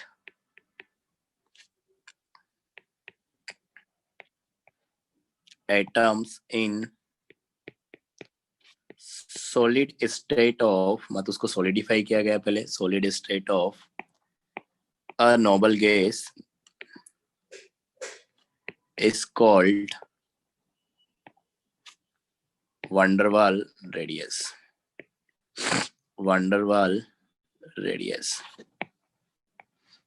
तो यहाँ पे बेसिकली कोई बॉन्ड वगैरह तो रहेगा नहीं, मतलब वही फोर्स ऑफ अट्रैक्शन था, अपन ने उसको जो एटम से रेंडमली मूव कर रहे थे काइनेटिक एनर्जी की वजह से, उसको अपन ने सॉलिडिफाई करके फ्रीज कर दिया और फिर दो एटम्स के बीच के डिस्टेंस अपन मेजर करना चाह रहे हैं।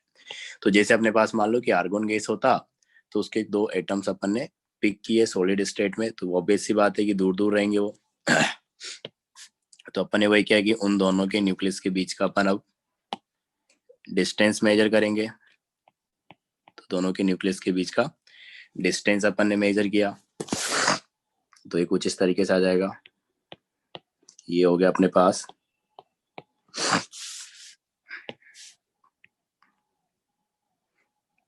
बॉन्ड लेंथ ही बोलेंगे इसको एक तरीके से, उसी के सिमिलर है। A distance between argon atoms, अगर अपन इसको आर्गन गैस मान रहे तो दोनों एटम्स आर्गन के रहेंगे। और जो ये अपने पास रहेगा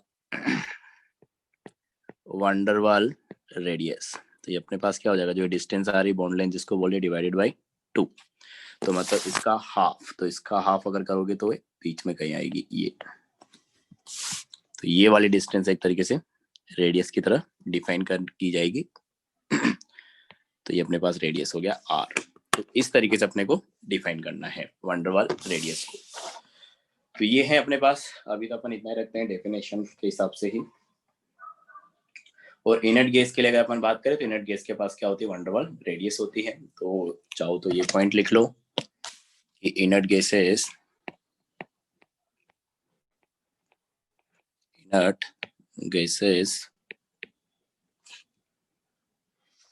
have only वंडरवाल रेडियस, क्योंकि उनके एटम्स ने बॉन्ड तो बना नहीं रखे हैं कुछ, तो वही अपने पास जो है इंटर एटॉमिक फोर्सेस था, मतलब जो वीक फोर्स है उसी का हिसाब से आ जाएगा। तो ये है अपने पास 3 टाइप की रेडियस, इसको अपन आगे डिस्कस करेंगे।